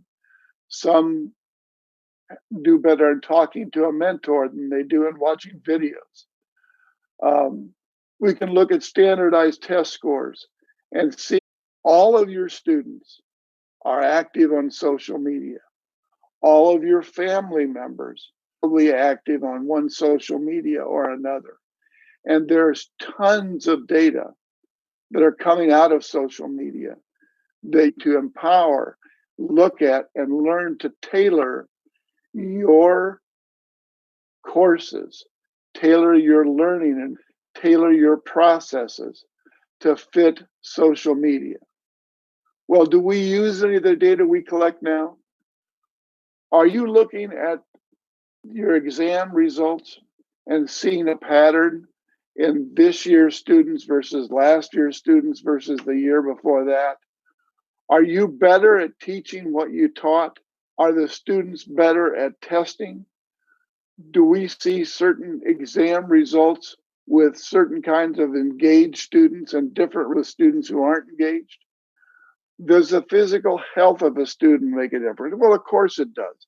But what about long-term physical conditions? Does that make a difference? What about mental health and stress? We've all been through it. We've all taken high-stakes exams. We've all been successful in colleges and universities. But what does that stress do to most students? Does it separate some potentially great students from those who are not so great?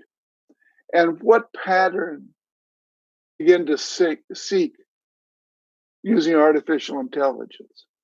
Don't we have enough data now to begin to predict the success or failure of students using different criteria and different curriculum? Don't we have enough patterning to use artificial intelligence to help us teach students so they can learn better? We can't just rely on anecdotal information about how smart a student is from some other teacher. We have to begin to really look at these things.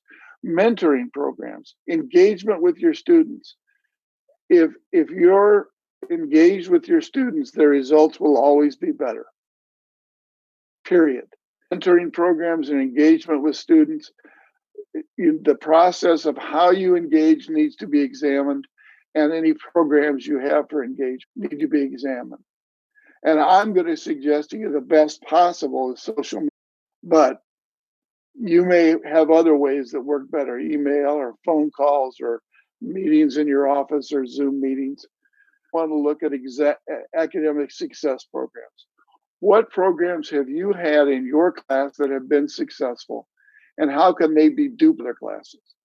How can we be sure that students who achieve academic success don't do it in spite of what we teach them, but they achieve academic success because of what we teach them? And through academic success programs and engagement, monitoring the engagement and looking at exam results, maybe we should find better or more appropriate instructors or teachers' aides to work with the students. I want to go back to the theory I espoused the last time we talked, and that's the 70-20-10 theory. Because I think it's important for you as instructors or teachers or supervisors or managers of teachers to understand this theory, promulgate it within your departments. 70-20-10 is very simple. 70% comes from experiential learning. Adults learn best, according to a study conducted by Edgar Dale, adults retain 80% of what they personally experience. Not 80% from the classroom, but 80% of what they personally experience. 20% is social learning, communities, networks, coaching, and mentoring. Social are what we call peer-to-peer learning and teaching. You're going to get twice as much from a mentor as you will talking to your teacher. Social learning is not a new notion, not a new idea. Information has been handed from one generation to another generation forever. We learn when we talk to other people, we ask questions, and we learn when we share our knowledge. 10% is formal instruction. The important part is that the starting point from which other types of learning can grow is formal instruction. And if that foundation is firm, it's when employees or students want to advance and get to the next course or get promoted or get a certificate done. Performance support is to help people in their job they perform there.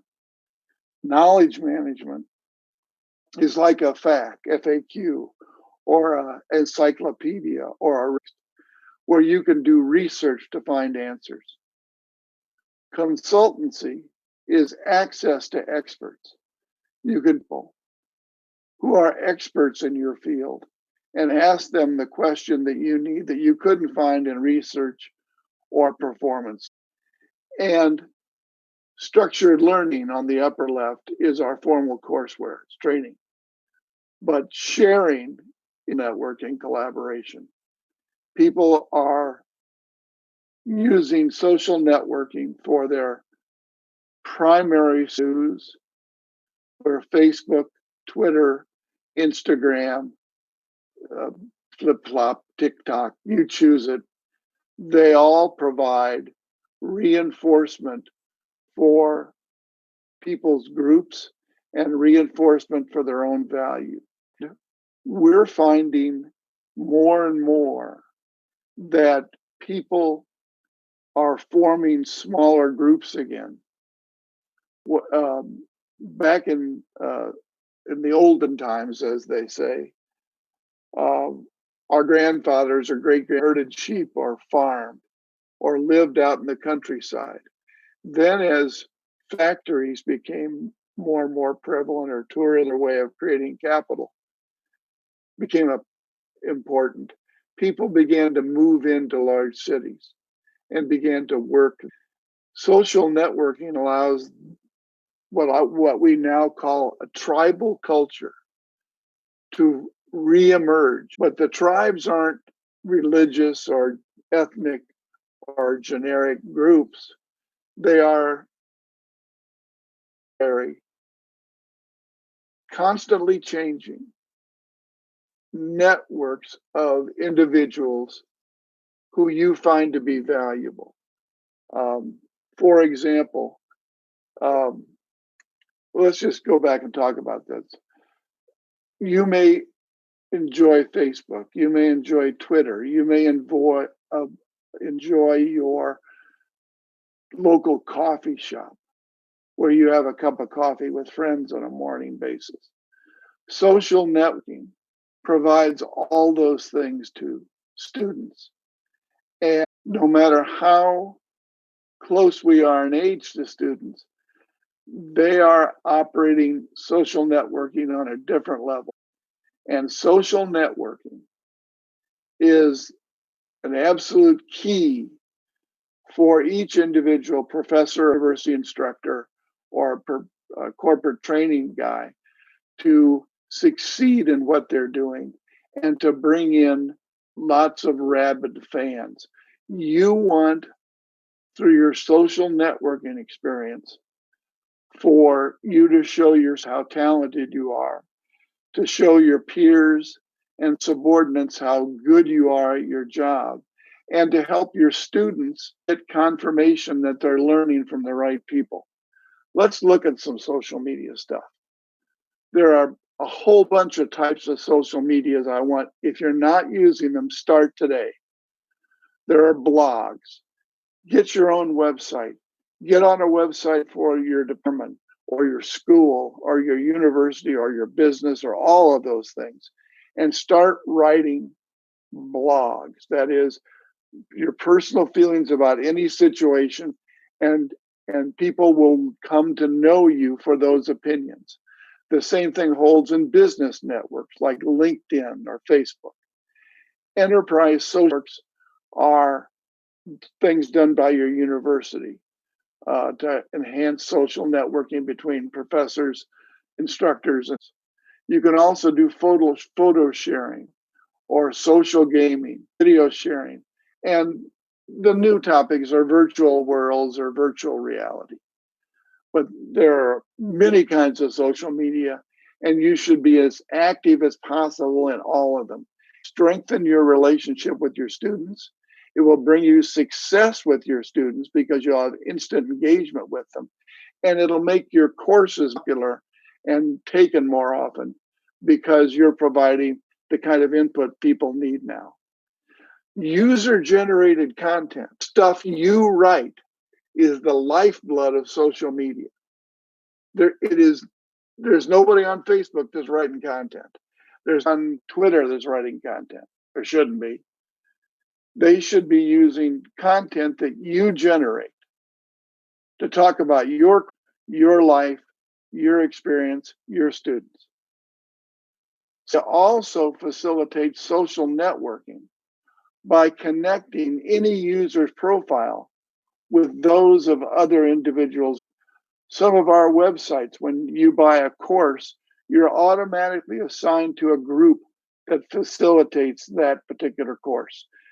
For example, if the client buys a course on customers, how to be nice to the people who come to their store or use their business, that also comes with a group that has a forum about customer service and a member area and a documents area and a knowledge FAQ about customer service, so that using blogs, videos, social gaming, photo sharing, you can use all these elements in connecting to how our course talks about social media and talks about improving other people's lives. There are 0.8 million, I'm sorry, I lied, billion social media users. Everybody you want to come to your classes or work for you or you to work for is social media of one form or another. And people who work in this, you, me, the university, can use social media tools for marketing, research, communication, sales, discussions. It's great for an industry information exchange, and it allows rapid exchange of curated information. The exchange of information right now is wonderfully fast, but the rapid exchange of correct information is not there. So good social allows for rapid exchange of curated information. Now, I wanted to talk about social networking and collaboration in terms, and up here on the top part of this chart, we see that the organizational goal, what the university wants, is an exchange of information and knowledge. That's the big goal. The user focus, what the student wants, is to exchange ideas and expertise with colleagues, learn through with their professors, and shared experiences. The process we use is social environment design, forums, groups, ways of talking, mentors, crowdsourcing, community leadership, connecting, friending, following, searching, posting, replies, know all those things. The technology that's used are blogs and micro applications, community of practice applications like our learn.coop or any of the other ones we've talked about in the past where we build social networking ecosystems. The social networks and directories and wiki applications are the technology. I would that there's online video for everybody now, especially with COVID-19. So you can use either Zoom or WebEx, or you can go on open source applications like OBS and others to use that in Studio and go on Facebook. The content, it should be designed for other people in similar roles. It should be user-generated content from discussions, chats, forums, blogs, and tweets. Is any of that content available in your courses now? User-generated content from discussions, chats, blogs, forums, and tweets, or community member of events, information, and resources. When I was in college, my major was in political science, economics, and Asian studies. And one of the great organizations we had that we didn't have anywhere else was an Asian Studies Student Association, an association, just a group of students just for those who are majoring in Asian studies. And it was a feeling of separation and a feeling of brand allegiance. It gave us a feeling of working closely with the administrators and the instructors, and it gave us a place to have coffee in the office. So it was really, really experience. What I think the future of education is tribal marketing. I don't mean tribes that we had in the historical past. I'm talking about the concept of tribes. And it's best described as a return to social microgroups or building belonging through shared rituals, emotions, beliefs, or consumption practices. Now, that could be a religious group, be an electrical engineering group. It could be any kind of engineering group or a general engineering studies. It could be linguistics. It can be any kind of group. What we're discovering is that with the internet, people are able to move away from large cities if they have an internet connection, but still belong to all the tribe groups they've always belonged to and still communicate with their friends. We're made to do it through this COVID-19 thing. People have been beginning to do this since the internet started 20 years ago, 25 years ago. Now it's becoming a social phenomena, and there are two kinds of tribes. The first one is the brand tribe. It's a special non-geographically bound community based on a structured set of social relationships among admirers of a brand, like Nike shoes or Apple or Harley Davidson or any product that you can name. Every product has a fan club, or it won't be a product anymore. It'll go away. And a brand tribe are those fanatics who believe in that brand and favor all others. Wouldn't you like to have your students favor your brand? The consumers, well, the connecting glue there is not an iconic brand, but a shared passion and the community itself, who are vegan, who don't eat any meat, or people who believe in climate change, or a certain kind of mobile phone, though that's almost a brand. Politics is almost brand and also consumer. But these are the people, these are the rabid followers of your brand or consumerism. And here's how tribal, the bandwagon effect. Members of a group or tribe seek to maintain harmony or achieve a harmony among each other by agreeing with each other. We trust the members of our tribe. So if a tribe member recommends a product or service, we're more like that brand. People who work for your university, because it's your tribe, you tend to believe them when they say something over somebody else. Leadership. Tribes need a leader or group of leaders. Successful brands don't sell products. They comes an experience. And that can be your product. That can be your department within the university. It can be your department within department of the university. It can just be you. But tribes need a leader. And I would cite Dr.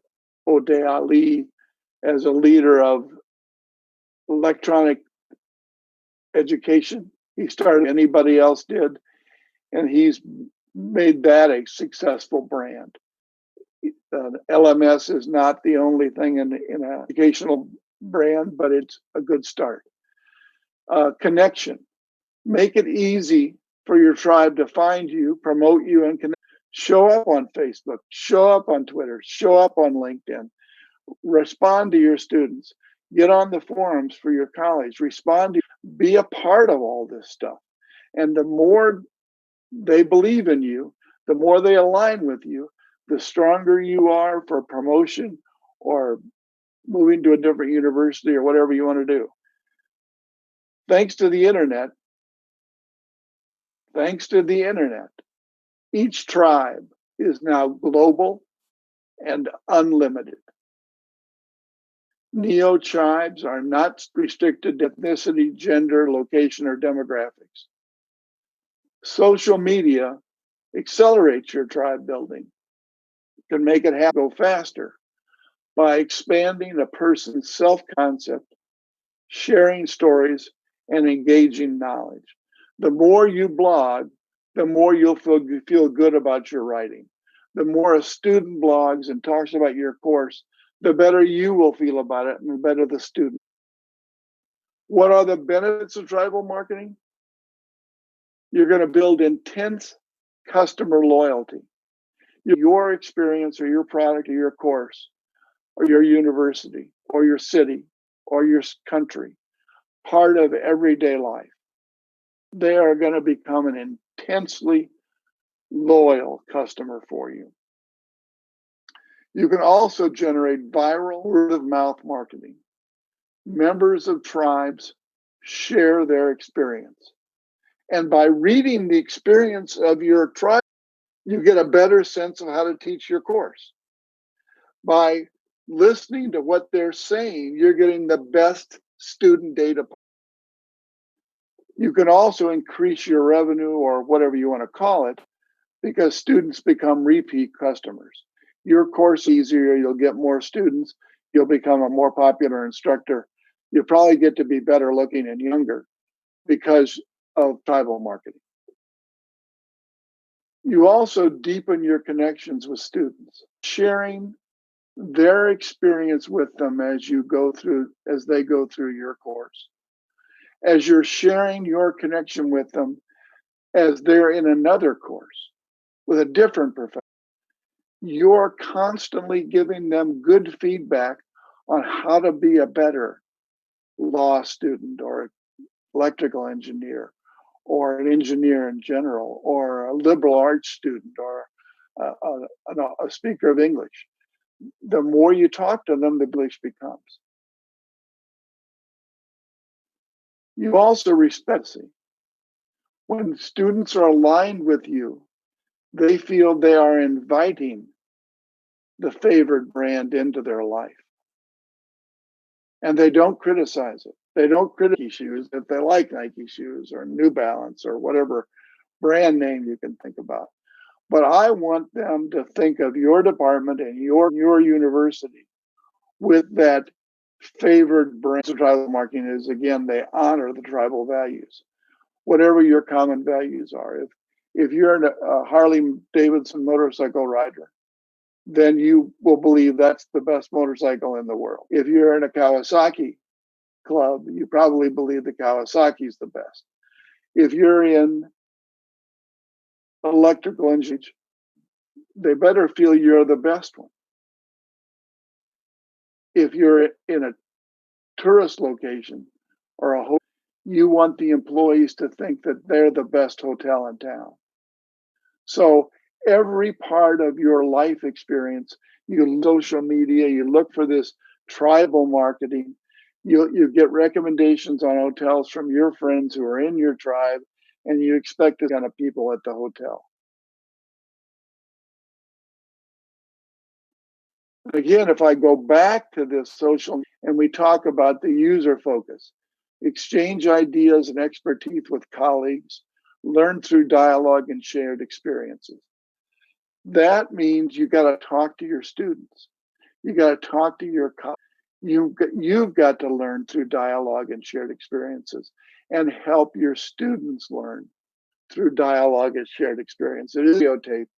It's actually learning how they understand things and how you can make your videos and courses better over time because you understand your tribe better.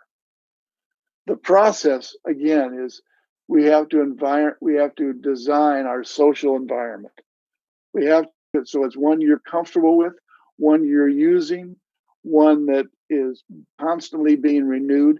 You can't write one article and then come back 6 months later and expect anybody to be following you. You have to be connecting. You have to be following other people. You have to provide leadership in your community. In fact, you ought to be the only leader in your community. If you're doing it for a larger organization, maybe there's 2 or 3 of you, but you're all working together to promote the values of this particular tribe. And you can have tribes. I don't care. But you need to be marketing your tribe better. You need to use blogs and microblogs, community of presentations, which can be wikis and document storages and knowledge bases, all kinds of different things. Some networking and directories, come on, you know them. Twitter, Facebook, LinkedIn, TikTok, Instagram, there's a million of them. And wiki applications. Wiki applications, most of you know, Wikipedia is sort of an encyclopedia. People write accurately or inaccurately on how things work and how they do things. If you can do wiki and get your name as an accepted author, that establishes your in those areas.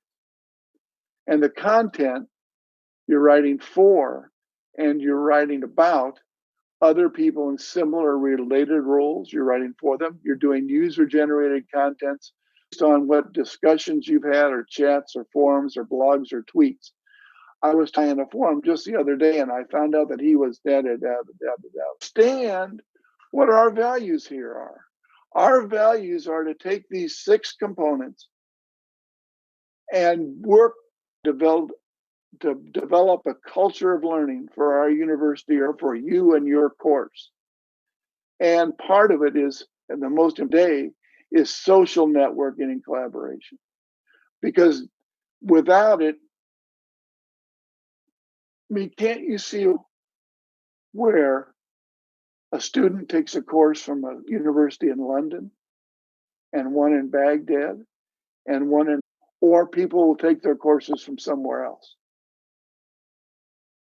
So creating content for people in similar or related roles that they can also use, using user-generated content from discussions, blogs, and tweets, and talking to your community members, staging events, providing information and resources for everybody in your tribe is going to make you the star of that particular area. Okay, that's all I want to talk to you today. A lot of topics here, but I wonder if you'll have any questions. Thanks, Jack. Actually, every webinar you give us new concepts we don't know about. But some concept is very new for us. Thank you, Jack. Actually, I have a lot of questions. For me, I have a question for you, if you allow me that. Please. Okay. So you actually about these universities, they don't trust by social media like Facebook and Twitter. They say that we want all the information database will be in university environment. We will not use social media for e-learning, for example. That's sad. Yes. I mean, that's honestly, it's really all I can say is it's sad. That is very typical of an institution. But that's not going to work in the future. Nothing you can do. So what we suggest is that when we talk about bringing people into writing blogs and microblogs and other things, you begin to get your supervisors involved in, because when they're getting the, I don't want to say adulation, but when they're getting the happiness or their professors because they're involved in this new world, they will tend to change their mind about those rules and regulations about social media. So it's important that each of you take advantage of the idea. It's free to be on social media, and you can get across more publicly this way than you can by standing up with a microphone and a speaker in the middle of a town square. You can use official social media, and if they don't have that, you begin to use unofficial social media, and don't do anything the university says not to do, but go ahead and use social media as best you can for yourself, and that will change students so much that other people do it as well. You are right, actually, Jack. We are trying in our team and e-learning team. We try to convince the universities to use social media like Twitter, especially like Twitter or Facebook. But we actually some universities they say, or some lecturers they say, or some faculty, I mean, they say no, we can't use it. This is not true for us. We have to depend on our server inside the university. We will not use for example, we will not use cloud. Okay, we have to use our server here because we have to protect our database. Lectures go publicly, for example.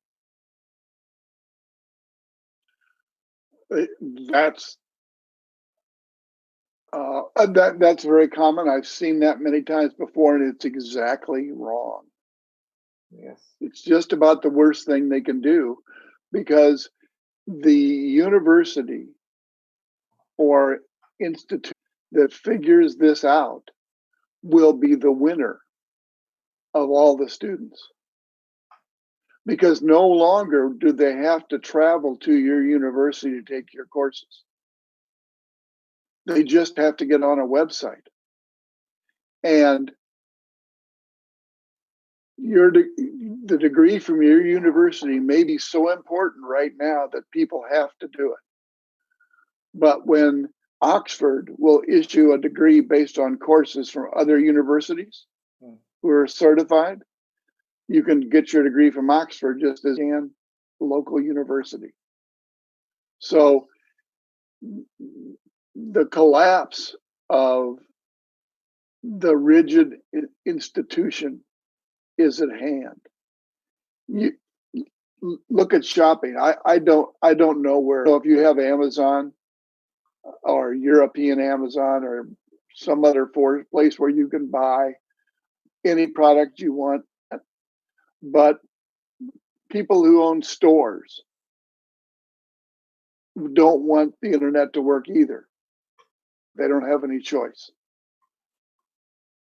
Stores, people are going to buy products over the internet, and they're going to get their education at, and you can't stop it. You'd better be a part of it. And besides, they're better educated if they use the social media and if they use the 5 other notions of how to build a system for your learning environment. But if you worry about a student, I mean, think about this for a minute. If you take a student and you're going to make him you give him the best and possible instructions from the best possible teachers, he's got a personal access to a personal people he can talk to about his questions in the field of engineering and learn about and he can intern with companies who are as supportive as your university is. That student who gets a degree from that world is going to be supportive of your university and his employer, much more so than he is if he just goes through and pays the bribe forever. Okay. Thanks, Jack. Actually, we have more questions. We have just left until the next session, next webinar. I will actually open the mic for some attendees to ask some questions. Okay? Please. Okay. So I will start.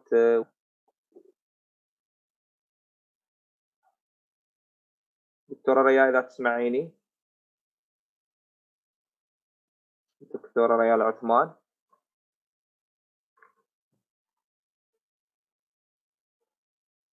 I think She is not here as.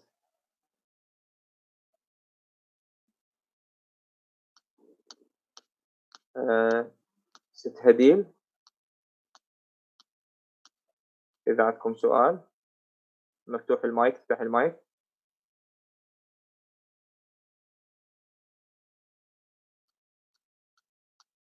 سؤال. نحول إلى ست نور. ست نور طارق. اوكي.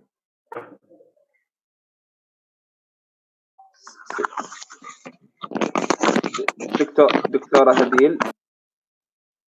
دكتورة هديل تسمعيني؟ العفو دكتورة ريا. نعم.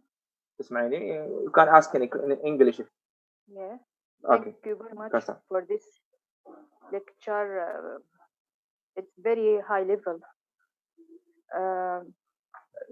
According to your question, e-learning, e-learning sometimes can be effective more than regular learning.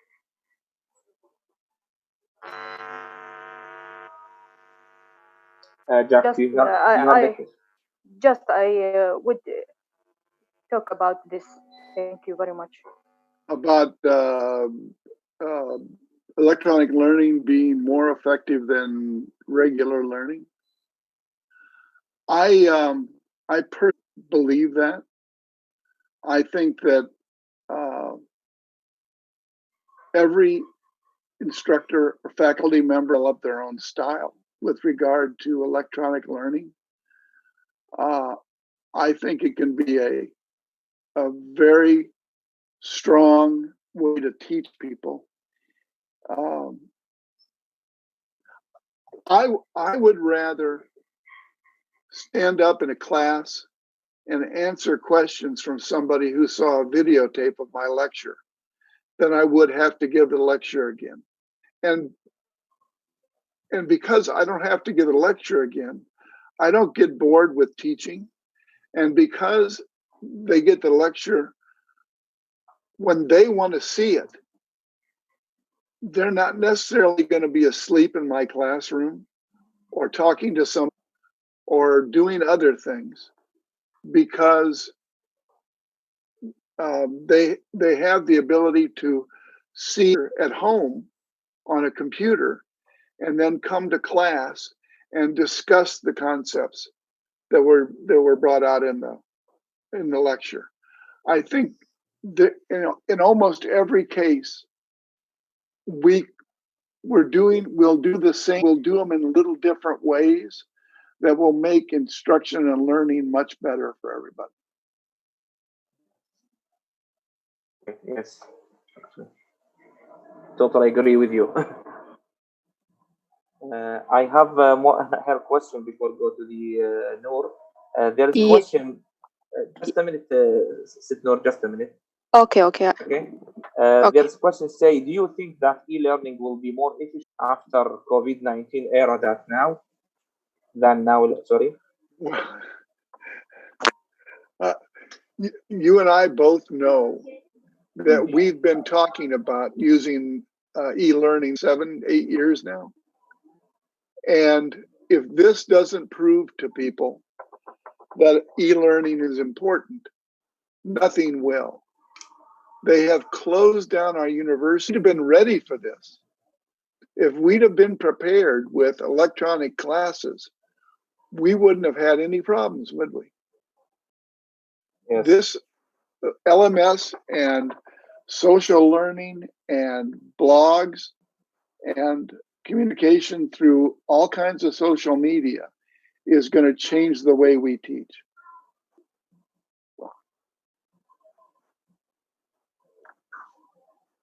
Okay. Ms. Noor, you can go ahead and ask your question. Thank you. I just want to ask Mr. Jack about what's your vision for e-learning in the Middle East? What do you see for next few years? And thank you for your. You're a good example of what I've told Dr. O'Day, that I don't like. You people speak English better than I do. it's sort of embarrassing to me. So thank you very much for asking your question in English. Thank you so much. Thank you for you. Anyway, I think I really hope there's a large in the, well, that's a bad word. There's a lot of changes in the university system where people in the university will begin to look at how they do things. What's our process? What's our process for a returning student? What's our process to teach welding? What's our process political science? And the more we can look at new ways and better ways to teach people will be. We don't have to take everything new and throw away all the older things.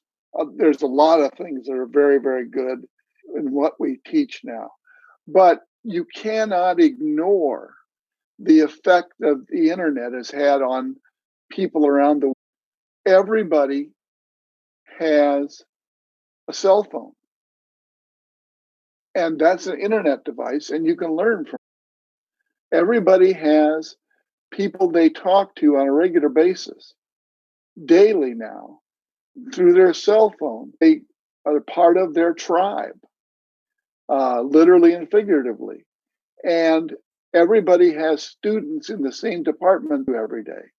Let's start organizing that and make it formal and get a better educational experience. Thank you so much. Your answer was very clear for me. Thank you. Thank you.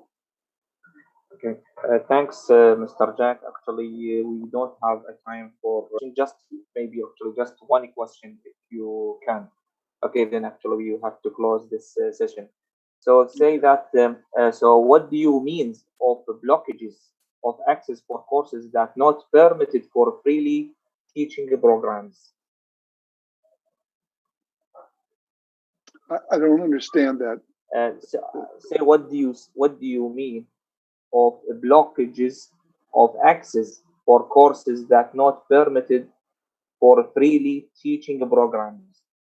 Well, I'm not sure what I meant by that, but basically blockage would be that it's possible institutions, the university right now don't want to change things, so they'll keep you or prevent you from starting a group on service or a group on electrical engineering or a group on ohms or whatever you want to have.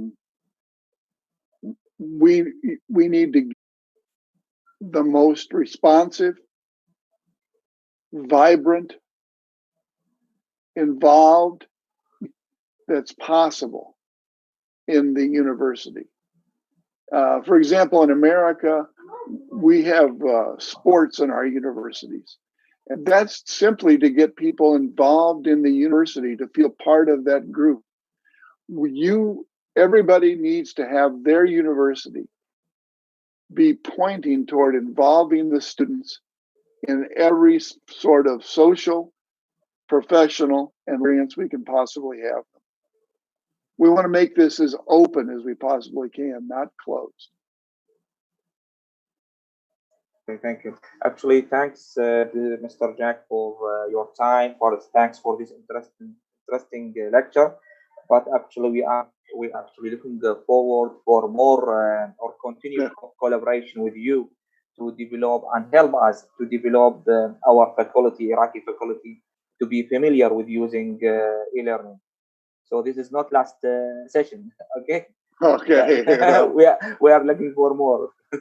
Thank you all very much. It's always wonderful to talk to you. Thank you. Appreciate it very much. Thanks. Bye. Thanks. Bye.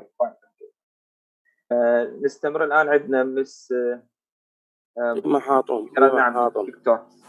طبعا حقيقة الموضوع اللي ذكره الدكتور جاك يعني مو شيء جديد، يعني العالم صار له 4 سنوات تماما ينبه إلى موضوع التعليم الاجتماعي والسوشيال ليرنينج، وحتى اليونسكو بالبيان الأخير مالتها تدعو لاستخدام التويتر واستخدام وسائل التواصل الاجتماعي. حقيقة الموضوع يعني غير منظمه لحد الان بشكل الصحيح كثيوريز وكتربويين وكتعليميين، يعني ما زال موضوع السيطره على السوشيال ميديا يعني موضوع متعدد. واليونسكو اصلا عندها مبادره اميكليكس مثل ما يسموها، موضوع يعني خلينا نقول بعده متشعب، بس هو موضوع انه استخدام السوشيال ليرنينج اللي ذكر الرجل يعني حقيقه هو يعني فوكال بوينت، وكل علماء التربيه وعلم النفس وعلماء التربويين والإديوكيشنال تكنولوجيز الان بالعالم يعملون. جت كوفيد 19 يعني حقيقه عززت المفهوم اللي يشتغلون عليه، وحقيقه يعني اثبتت الدراسات اللي تجرى حاليا وانا سمعتها من بول كيم قبل يومين ثلاثه انه ستانفورد تركز على الموضوع حاليا، وموضوع انه هو الرجل اللي ذكره مال انه يعني اوقفوا الدراسات، يعني هذا ينطبق بالمفهوم مالتنا العلم متاح والعلم للجميع واللايف لونج ليرنينج. هذا المتوجه عام هو صحة ولكل العالم ساعي اليه. الظاهر الموضوع بعده يعني خلينا نقول يحتاج الى وقفات ووقفات ووقفات. شكرا جزيلا. دكتور بس ما زال عندنا معارضين بهذا الموضوع كثير، يعني معارضه كثيره. ما المعارضه دكتور يعني خلينا نقول نتيجه يعني خلينا نقول المعارضه حقيقه لان التكنولوجيا وجدت تسهيل حياه العالم. صح. يعني التكنولوجيا يعني خلينا نقول هم الناس من اول ما اخترعوا التلفونات يعني خلينا نقول كانت هنالك معارضه احنا المعارضه نشوفها خبرنا عايشين وياها حاليا day by day time by time نشوفها حاليا مثل ما قلت. دكتور عندي سؤال يعني راح يكون لك السؤال. زين شنو رايك في اللي يقول انه انا ما استخدم الكلاود وانا اريد اروح الى السيرفر مالتي ولازم استخدم سيرفري وبيانات، يعني شنو هي البيانات بالتعليم الالكتروني غير المفترضه؟ لا شنو رايك بهذا الموقف؟ لا دكتور هي البيانات يعني خلينا نقول بكلمه البيانات كماتيريال الحقوق الملكيه الفكريه يعني ذكرناها اليوم من حقه هو هذا الشيء اولا، لانه يعني تدري الاستاذ يعد الماده اللي يتعب عليها، خصوصا يعني بدل يعني بصوره عامه دا احكي حاله عامه ما دا احكي على حالات خاصه، يعني احنا ما ننظر للخاص كل حاله تدرس بشكلها، بس الحالات العامه التدريسي العبره اللي دا عندها يعني هي يعني خلينا نقول احنا خلينا نكون يعني واقعيين بالكلام. التدريس الدكتور ترى عالم ما وصل للعلم مالته بيوم وليله، قضى عمر قضى فتره دراسه طويله. المحاضره مالته لا نستهين انه هي عمليه سهله هو يعدها ويقدمها لطلابه، هو اكيد قدمها خبره تراكميه نقلها من تجربه وخبره في عمليه التطبيق عمليه التدريس، من حقه يحافظ عليها. بس انا اقول لك من وياها درجات وياها سعي وياها امتحانات وياها اكسس فيها اساينمنتس، هنا يجب ان نتوقف. هنا اذا راد يروح للكلاود اليوم هذا يعني موضوع قلت لك هذا الموضوع يعني فيه هوايه تفاصيل، انت ما تقدر يعني انت بارت اوف ذا وورد، يعني اذا العالم كله دا يتجه بهذا الاتجاه، العالم كله دا يسوي هذا الشيء. يعني اعرفها تماما السعوديه على سبيل المثال وحتى الامارات العربيه المتحده وحتى لبنان ايضا تتجنب الكلاودينج بالدرجات تماما، تتجنبها. يقول لك هاي قابله للاختراق، يعني ما اقدر اخاف على سعي درجات الطلاب والى اخره. يعني انا ذاك اليوم بتذكر حضرتك بالسؤال ويا جامعه المنصوره سؤال محدد، قلت له اقول لك الدرجات وهذه الامتحانات يعني كيف يعني شلون انت تسوي الصوره ودرجه امتحان وهذا تصعد بها كلاودينج؟ الرجال قال احنا ما نسوي هاي كلاودينج، مستحيل نسوي كلاودينج، زين نسويها على الشبكات مالتنا فقط. حقيقه السؤال يعني الاجابه مالته خلينا نقول هي جت عامه، لانه انا ما اقدر ادخل وياه بنقاش يعني على تايم محدد وعلى وقت محدد وعلى يعني خلينا نقول يعني ظروف محدده، بس اقدر ارجع له وحنرجع له اكيد ننطلق الاخ الدكتور جون ابو فايز حتى نفتهم التجربه مالته انه شلون يسوي الامتحانات، انه يبدو لي انه احنا زين يعني حتى لازم نكتسب الخير عقبه احنا او غيرنا ان شاء الله يكملون الطريق، لازم يعرفون انه شلون الجامعات تدير هذا الموضوع، خصوصا الجامعات الكبيره، الجامعات على عملاقه على مستوى الاسماء الكبيره التين او المية الاولى كلها تمنح درجات اكاديميه اونلاين هسه انطلقت. اقول لك احنا لازم ندرس الموضوع بشكل صحيح، لازم نتعلم من تجارب الغير، لازم نفهم الاليه الصحيحه لا اكثر ولا اقل. يعني احنا وبعدين بذلك الوقت احنا عندنا مصدر القرار هو اللي يقرر، هو يعرف شلون يتصرف. احنا بالنسبه لنا ادوات تنفيذيه يعني انا مع انه طالما انه انا حطيت بين قوسين كتجربه والى اخره زين، يعني بالنسبه لي حتى لو كانت حمايه، يعني على سبيل المثال حتى على جوجل يجب ان يسوي سكيور، سواء من جامعات على مواقعها كلها على جوجل، بس انت فتحت لك الموقع اوريدي موقع الجامعه انه سكيور، يعني علميا هذا بالامكان علميا احنا بدنا نحكي، خلينا نقول نظريا زين. عقب لو صارت حاله على سبيل المثال، انا انقل السؤال بالمقلوب، لو صارت حاله اختراق وقدروا يخترقون السيرفرز والخوادم مال جوجل ولو ما حد ما قدر يخترقها لحد الان، هل حتسكت جوجل وحد باقي الجامعات العراقيه والعالم مواقعها نص سكيور؟ لا 100% دكتور، ما بالضبط هذا اللي بدنا نحدث عليه. هي المشكله، هاي المشكله واجهتنا، حاولنا نسوي انتجريشن بين الموقع وبين المنصه مال جوجل. مشكله الموقع بي اس يعني مو سكيور، لذلك رفضته جوجل، يعني رفضه. نعم.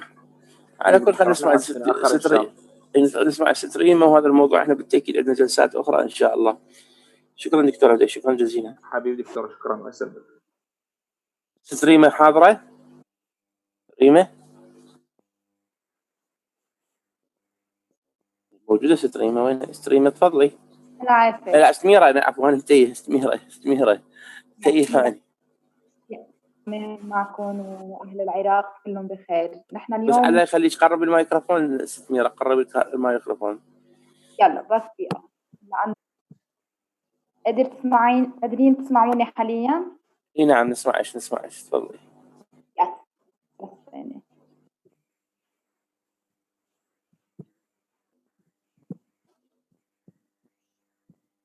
ست ميرا عندها هواية عمل بالعراق، وزارة العراق أكثر من مرة اللي عندي، وهي تقدم نفسها المفروض مو احنا. تفضل ست ميرا. بس 1 minute لأنه مش قادرة أكون على زوم. just this is the distance learning هلا solution. بس دقيقة لأنه my laptop just went.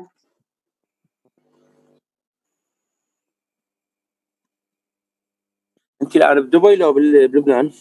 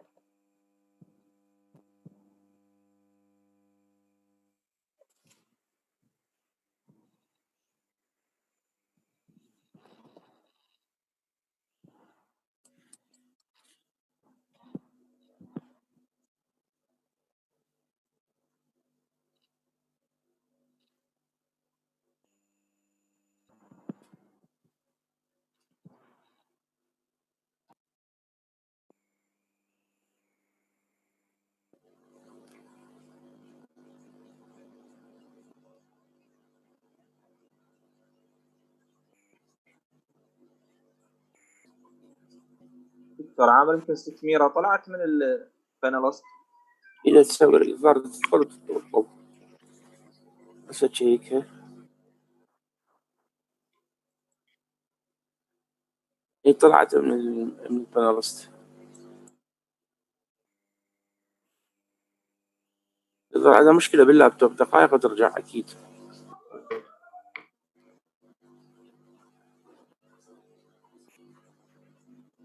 دكتور بعضهم يسألون بين ما ترجع ست ميرا عن شو وقت يخلص المؤتمر؟ الاثنين.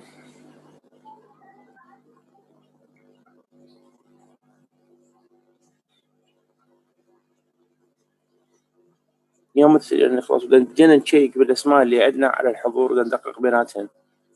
هذا السؤال طبعا هوايه دكتور نسال تعرف فيه على الريجستريشن والحضور وشهاده المشاركه، فنتمنى لو تيجي توضح للساده الحضور. لا نشيك الحضور، نشوف الاسم الموجود، ندوره، ندقق اقل شيء عنده حضور مرتين، يلا مرتين ثلاثه ندققها حاليا. هواي لقينا اسماء مره يعني ولا مره حاضر من اصل 25200 المسجله عندنا، لقينا اسماء اصلا ما حاضره ولا مره.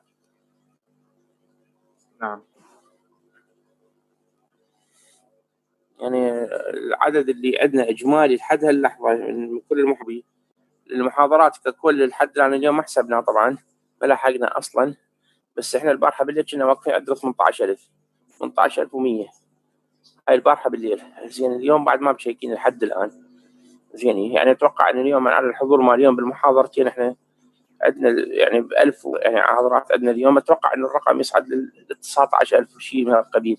بعدنا ما مدققين، يعني الموضوع معقد كلش. احنا يعني نوقف بس نشتغل بيه، نرتب الشهادات، نرتب الحضور، نرتب التفاصيل مالته. احنا نسجل كل من حضر 3 جلسات عندنا ويانا يعني حتى يكمل طريقه وياه. دكتور سؤال يجيني هواية هماتين، يقول انه بنهاية المؤتمر هل راح تصير توصيات تخص المؤتمر؟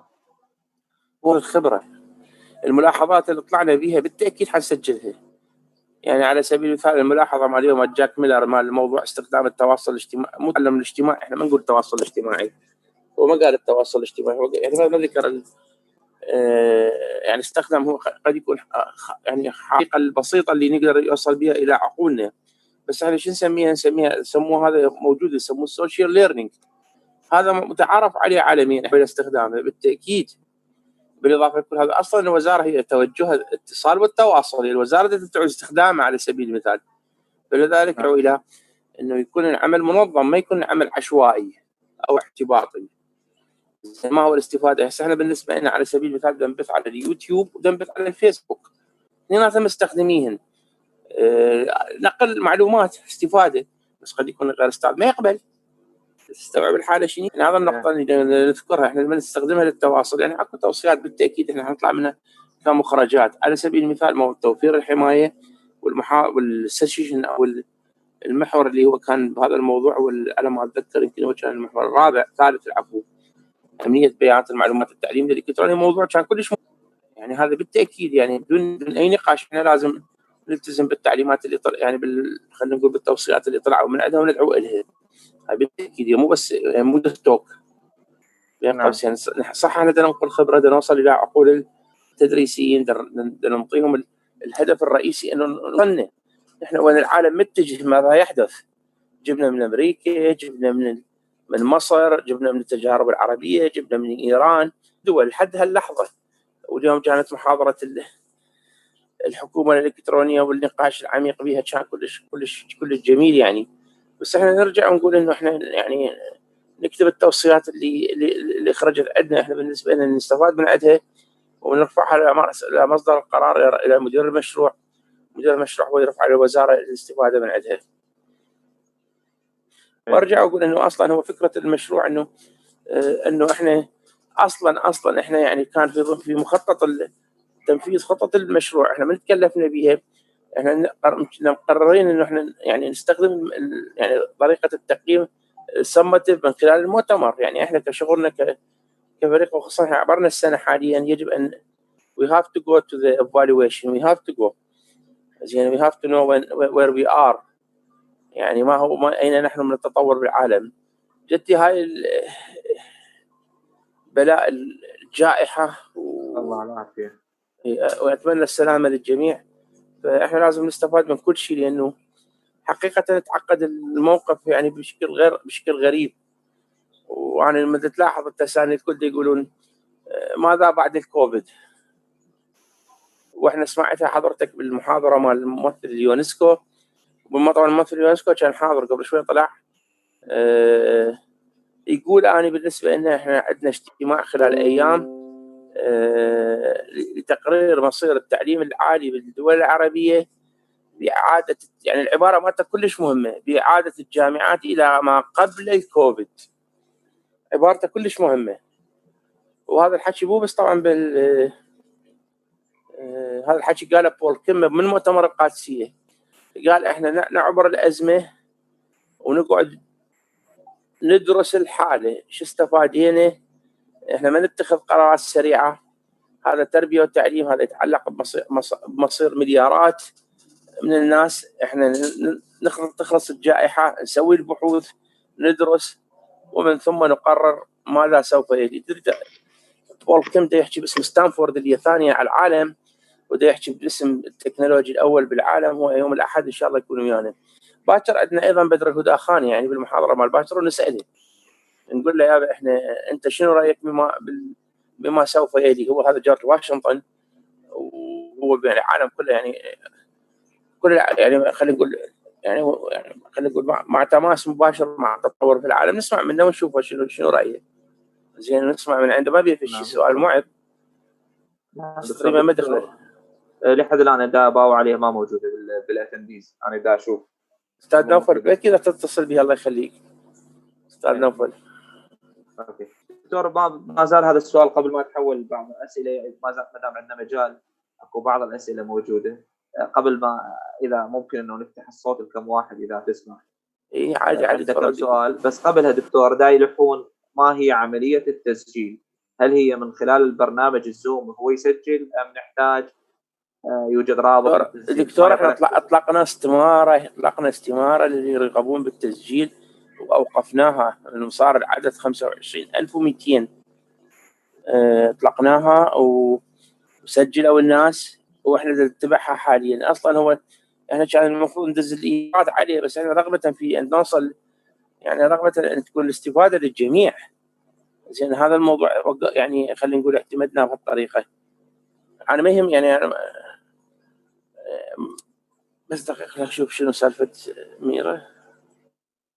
اذا تسوي ريستارت ميرا. دكتور راح افتح بس هنا عندنا اي بالضبط افتح لهم دكتور. راح افتح لست روان بقى تريد تسال سؤال. فتحت لك المايك اذا تريدين تسالين سؤال. ست روان اذا تسمعيني مفتوح لكم الصوت. بقت ترسل ست روان من جامعة دهوك وقد هواي تسأل تقول أريد أحكي فما أعرف، فأنا فاتح لها المايك هسه ما أعرف إذا تريد تسأل أو لا. المختار عندك أيضا، عندك حسين الجواد. هو دكتور راح أحول عليهم بس لهنا وقد دزت لي على الشات ودزت لي على Q&A فهواي أرسلت أسئلة فتحت لها المايك. إذا ننتظرها إذا إجت بعدين. نتحول إلى عندنا دكتور توفيق. دكتور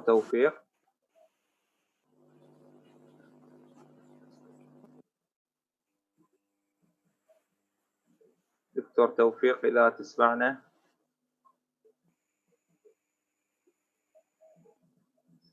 ظهر يخلون الإيد ويروح بحث.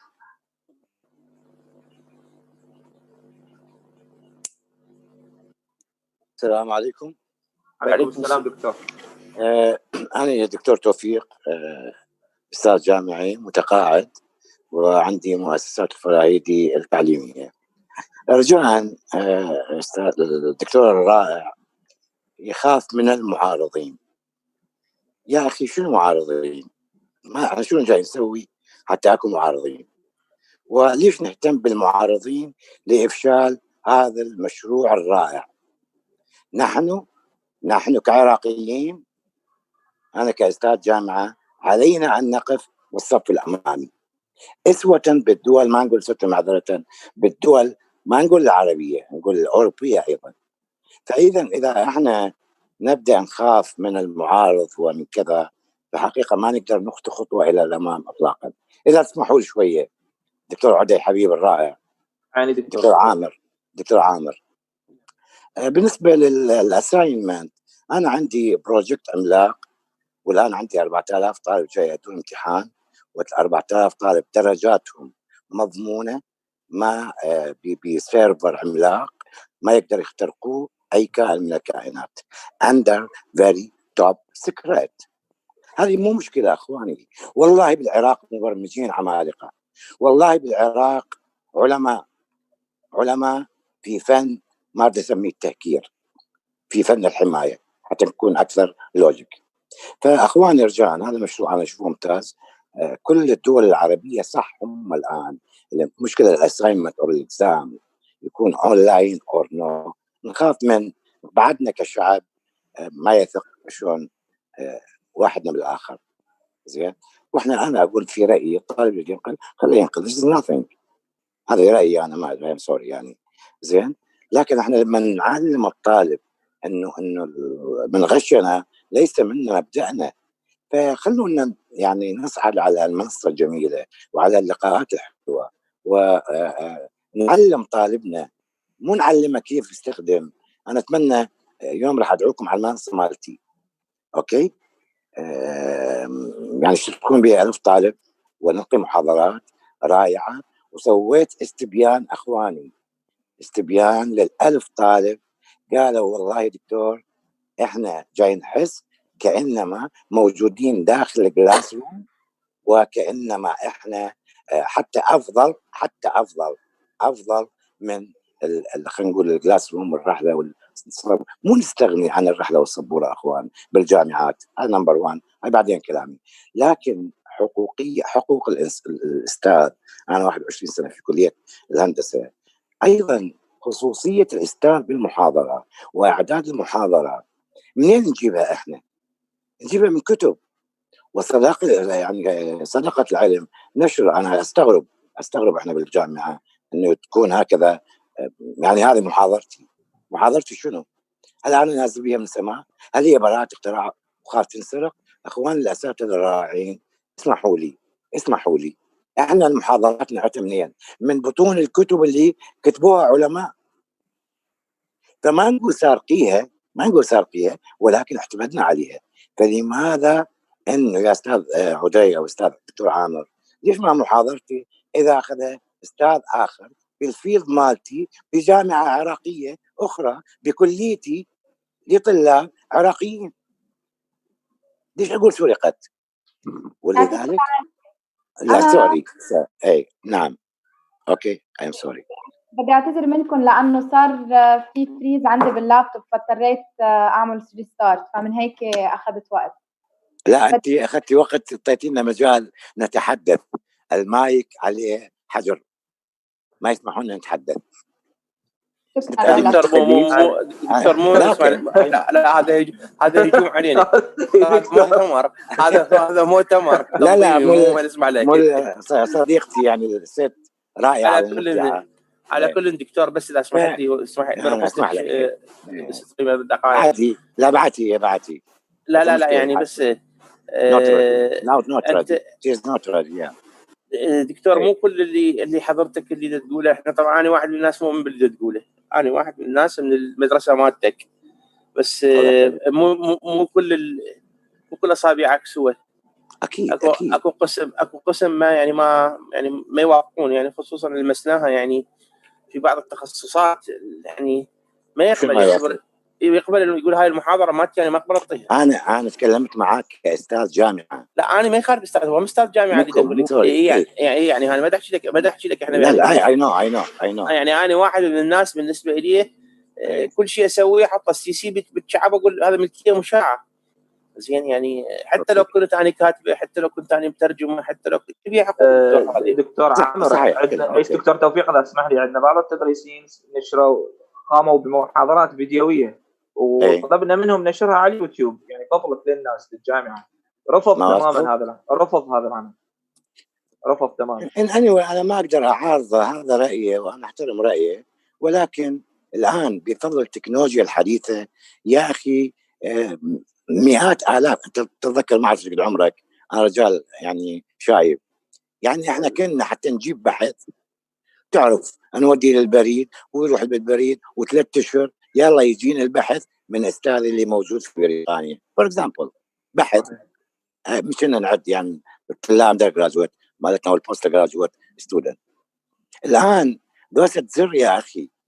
أنا اليوم على الاي-ليرنينج that was the new technology of e-learning. انا مستلم اقسم لكم بالله اخوان واذا تردون انزلكم اكثر من 150 بحث papers research new. وقسم منعته راح افاجئكم اخواني، بعدنا احنا ما متعودين على الانا وعلى كذا. والله 12 papers not published. قال لي سوري دكتور انا هذه ما نشرها، استفاد منها ورجعها لي. إلى متى احنا نفقد الثقة مع بعضنا؟ إلى متى؟ هذا خلينا سوري.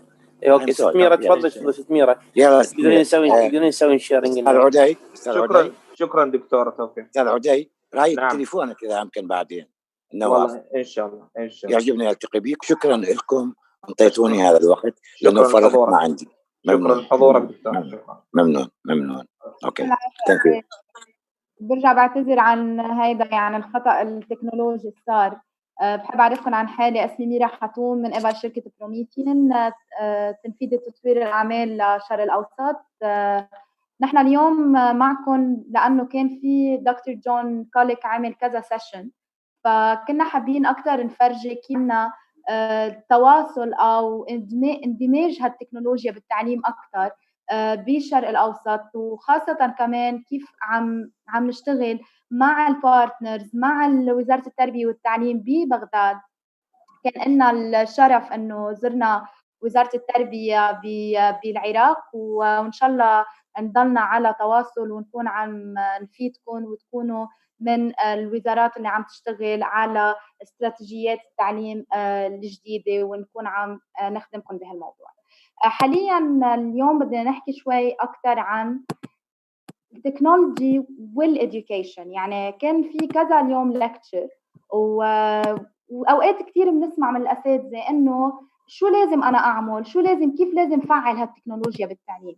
وهيدا هو اليوم المين كونسبت اللي أنا رح كون عم بحكيه، إنه هل يا ترى إنه التعليم لازم يلحق التكنولوجيا أو التكنولوجيا لازم تلحق التعليم؟ الكان بالصف، الكان بكلاس روم، أو الكان بالإي ليرنينج. يعني نحن هلا عم نشوف أساتذة كتير عم يشتغلوا على الإي ليرنينج حتى بصفوفهم لبعدين، بس عم بدخلوا التكنولوجيا بالشكل الممكن الغير مناسب. لأنه أنا مش يعني بمجرد ما أدخل التكنولوجي يعني أنا كأستاذ عم بعمل نقلة نوعية بالتعليم، أو مش يعني إذا أنا حطيت فيديو أو عطيته موسيقى ما أو حطيت له بيكتشر معينة أو سيميوليشن أو محاكاة معينة، يعني أنا عم بنقل التعليم من التعليم التقليدي للتعليم الحديث.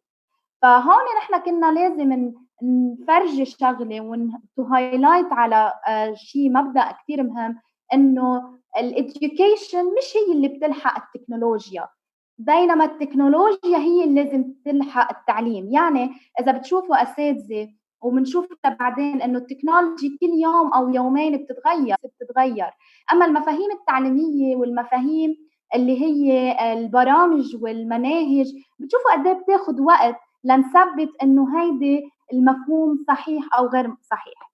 من هون نحن كشركة بروميثيون بنعتمد إنه نحن شركة education ومش شركة تكنولوجي، لأنه بمجرد ما نحن نجي نعمل ديزاين لنجي نفكر أو لنجي نعمل هالتركيبة لشيء خاص بالتكنولوجي، نطلع على أول شغلة واللي هي شو الهدف التعليمي منها. وهيدي لازم نحطها دايما براسنا لكل أستاذ ولكل وزارة ولكل حدا عم يشتغل على الاي ليرنينج، عم يشتغل بالنص الكلاس تبعه، كانت ديستانس ليرنينج او كانت كلاس روم اللي هي النورمال لايف كلاس روم. نحن لازم نطلع على الهدف التعليمي والهدف التربوي من استخدام هذه التكنولوجيا.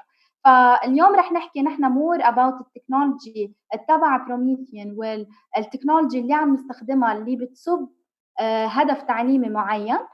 فنحن دايما بمجرد ما نكون عم نخترع شيء جديد او تو بيلد او تو ديزاين، نكون نحن عم نعمل اديت لشيء جديد، بنكون عم نطلع على شيء كثير اساسي وهو مفهوم التعليمي وشو هي الحاجه التربويه لهذا الموضوع. يعني نحن هلا عم نشوف كثير اساتذه عم يعملوا فيديوز ويبعثوا لهم اياها لطلابهم، بس شو الهدف من هذا الفيديو هو مثلا اللي لازم نكون عم نسلط الضوء عليه او كيف عم نشتغل عليه. فاليوم رح نحكي انه كيف نكون عم نعمل كونسبت سيمبل، والاحلى من هيك انه البرودكت يكون ايزي. يعني نحن مثلا هلا بهيدي الموجه عم نواجه شغله كثير مهمه، انه الاستاذ بيقول لك انا مني تكنولوجي نيتف، انا ما خلقته بايد التكنولوجي، انا منا شغله انا اوريدي مشتغل عليها قبل، انا مني خريج مثلا كمبيوتر، انا ما بعرف اشتغل على الNMS.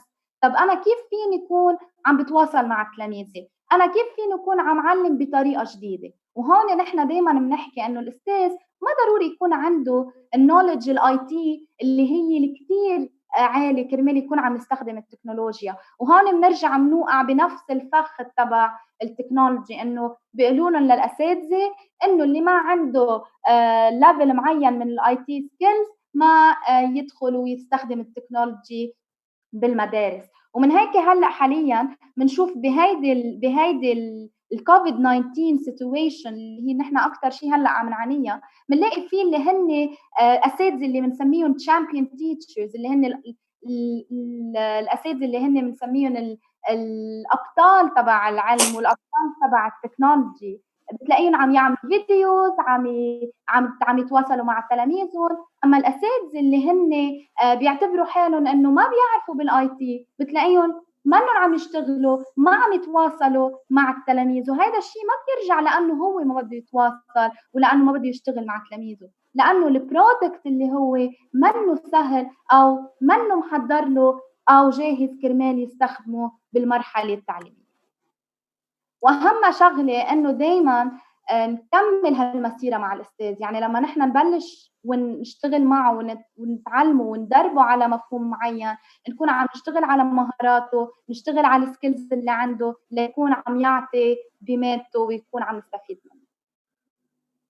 هلا حبيت انا اشارككم هيك few pictures، صور معينه من كل العالم عم تبع بروميثيان بالصفوفهم، كانت لوحات التفاعليه او هلا البانلز اللي هن الاكتف بانلز اللي هن بلا LCD بروجيكتورز. هيدي التكنولوجيا الجديده حلت كثير مشاكل اساتذه كانوا يعانوها او دكاتره بالجامعات كانوا يعانوا منها. اول شغله كنا كثير نعاني منها كاساتذه وبعدنا حاليا بالتكنولوجيا، هي الاستاذ اول ما بده يفوت على الصف كان يقول لك انا ما بعرف كيف بدي وصل جهاز الكمبيوتر على هذا اللوح التفاعلي، انا كاستاذ ما بعرف وين بدي اكون عم حط اليو اس بي بورت او وين بدي احط الاتش دي ام اي، انا ماني نيتيف اي تي. فهون هيدا النيو تكنولوجي، هيدا البانل الجديد عطاك القدره انه هو لايك اي تي في، فدغري بمجرد ما تكبس باور اون انت عم بتكون قادر تبلش صفك دغري، انت عم بتكون قادر تكون عم تتواصل مع تلاميذك، عم تشتغل على ابلكيشنز معينه. من الابلكيشنز اللي كثير مهمه والاساتذه كانوا كثير طالبينها هن شيء كل الاساتذه بيستعملوه، واللي هو وايت بورد ابلكيشن. مثل ما شايفين هيدا البانل بيعطيكم اوبشن انه يكون عندكم وايت بورد اب، رح نروح هلا ونفرجيكم مور انتو. هيدا هو البانل اللي عم نحكي عنه، هيدا التكنولوجيا عم نحكي عنها. الحلو بهيدا البانل انه عنده كثير ابلكيشنز اللي كنا عم نذكرها.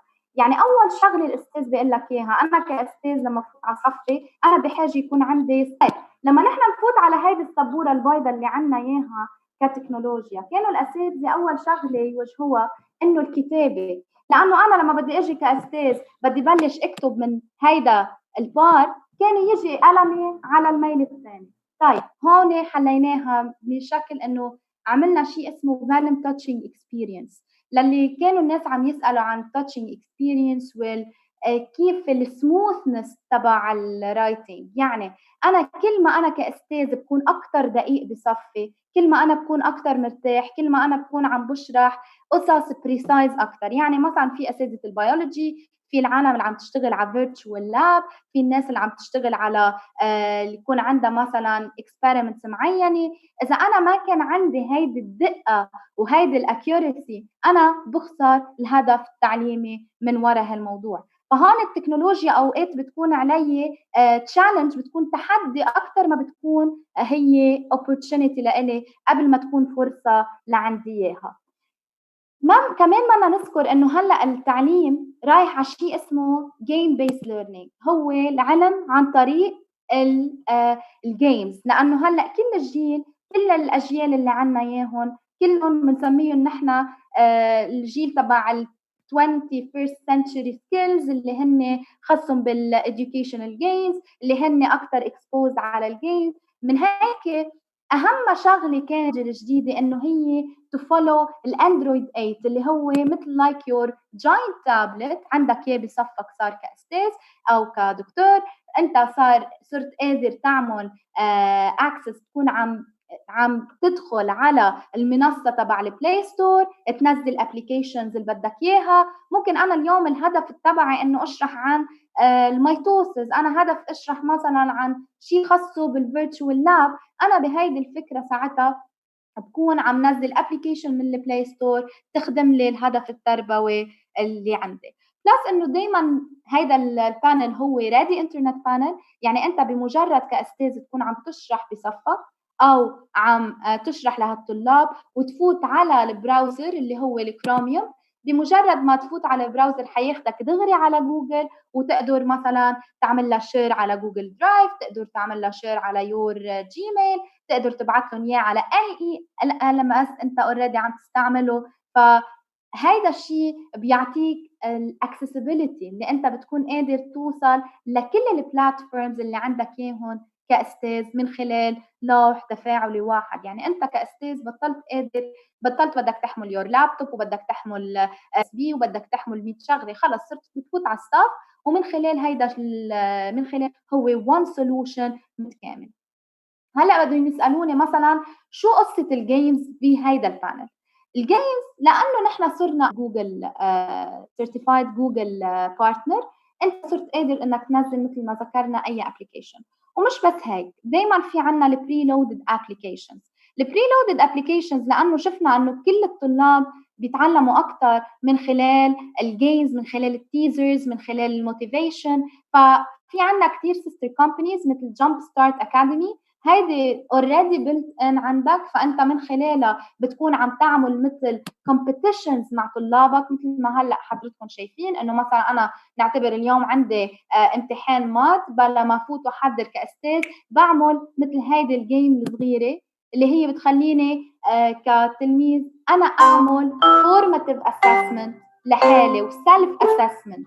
يعني انا اليوم راح يقول لي مثلا عم باخذ عن جيومتري، فانا كتلميذ بعمل لايك سيلف اسسمنت مثل الجيم اللي هي بتخليني اكون عم قيم حالي، عم كون عم بشتغل على حالي اكثر، عم كون عم طور مهاراتي. فهيدي الجيمز عم بخلوني عم بشتغل على تو مين كونسبتس اللي هن تطوير المهارات اللي هن بخلوني التقييم الفردي للشخص، وبلس انه نكون عم نشتغل كمان بطريقه جماعيه لانه بيعطيني اوبشن انه اكون انا ورفقاتي عم نشتغل على نفس المشروع. غير هيك اهم شغله بالطريقه التعليميه اللي كانت هي الديستنس ليرنينج او بهيدا الكلاس روم انه يكون في عندي ادوات، ومن هودي الادوات هن الاداه اللي هي بتخليني انه انا احضر درسي بشكل تفاعلي، واللي هو نحن بنسميه البروجرام اللي من قبل بروميثيان اسمه اكتيف انسباير. ممكن في اساتذه منكم سامعين عنه. الاكتيف انسباير بخليكم تكونوا عم تعملوا interactive exercises مع طلابكم. شو يعني interactive exercises؟ دروس تفاعلية اللي بتنشط نعتبر الصف، اللي بتخليني أنا أعمل كمان تقييم لصفي، اللي بتخليني كمان أشتغل as a games أنا وطلابي. يعني مش games كمان بس موجودة على الويب سايت أو على لينك معين، أما أنا كأستاذ فيني اخترع، أنا كأستاذ فيني أعمل ديزاين لجيمز معينة، واللي بتصير المس تحمس طلاب على هالموضوع. فهلا الحلو بهذا الشيء انه الطلاب قادرين من خلال الديستنس ليرنينج يكونوا عم يشتغلوا سوا على هيدا البروجرام، من خلال نعتبر اذا عم يشتغلوا على تيمز، عم يشتغلوا على ادمودو، عم يشتغلوا على اي سوفت وير معين، هن بيقدروا يعملوا اكسس على السكرين تبع المس ويكونوا عم يشتغلوا ببارلل استراتيجي على الاكتيف انسباير. فالاكتيف انسباير بيعطيني القدره على انه اشتغل انتراكتيف اكسرسايزز، اعمل انيميشن كمان مع الطلاب، لانه مثل ما ذكرنا وقلنا انه الطلاب لازم يكون عندهم كثير موارد تعليميه كرمال يكونوا يكون عندهم نوليدج والوعي الكافي ليشوفوا يعملوا الريفلكشن الاساسي كرمالهم. لنكمل اكثر عن التلاميذ كيف بيشتغلوا على البانل، لأنه مش بس هدفنا الأساسي هو الأستاذ بالتكنولوجيا وكيف الأستاذ يستخدم التكنولوجيا، أما كمان كيف نحمس وتحفيز التلاميذ أكثر على استعمال هيدي التكنولوجي. من خلال التكنولوجيا فينا نكون عم مثل ما ذكرنا نعمل لهم جيمز، فينا نعمل لهم مسابقات، فينا نعمل لهم كمان مثل وقت محدد ليكونوا عم يشتغلوا على هيدي السكرينز، لانه نحن كمان بنشتغل على شيء اسمه blended learning system، هذا البلاندد ليرنينج سيستم، لانه مثل ما ذكرنا انه كل شيء خاص بالتكنولوجي بيرجع لمفهوم تربوي معين. فدايما بنقول لهم للاساتذه انه النشاط اللي بتدعم التكنولوجيا استعملوا التكنولوجيا فيه، اما النشاط اللي ما بتدعم التكنولوجيا بده حركه بالايدين، بده حركه اكسرسايزز، بده شغل على الورق، لازم نستعمل هيدا الموضوع. بس بدي اذكر شغله كمان كتير مهمه، انه even نحن عم نشتغل على التكنولوجيا ما نسينا شيء كتير مهم، واللي هو الطالب لازم يضله يستخدم هالقلم والورقه، يضله يكون عم يستخدم كيفيه القلم. من هون بنشوف دائما بالاكتف بوردز او بالاكتف بانلز دائما في عنا وجود للستايلس، الاقلام الموجوده من لهيدا اللوح التفاعلي اللي بخليني انا اكون كمان عم بكتب واتشارك مع التلاميذ. هون عنا شيء كمان بدي اذكره كتير مهم، لانه بعدين مثل ما قلنا انه هيدي الاي ليرنينج هلا سكشن او الاي ليرنينج استراتيجي رح تكمل بعد كوفيد كمان، لانه بطلوا فيه المدارس او الجامعات خلص تستوب هون، لانه رح تصير بلاندد ليرنينج سيستم، رح تصير هي بارت من هاي المنظومه التعليميه.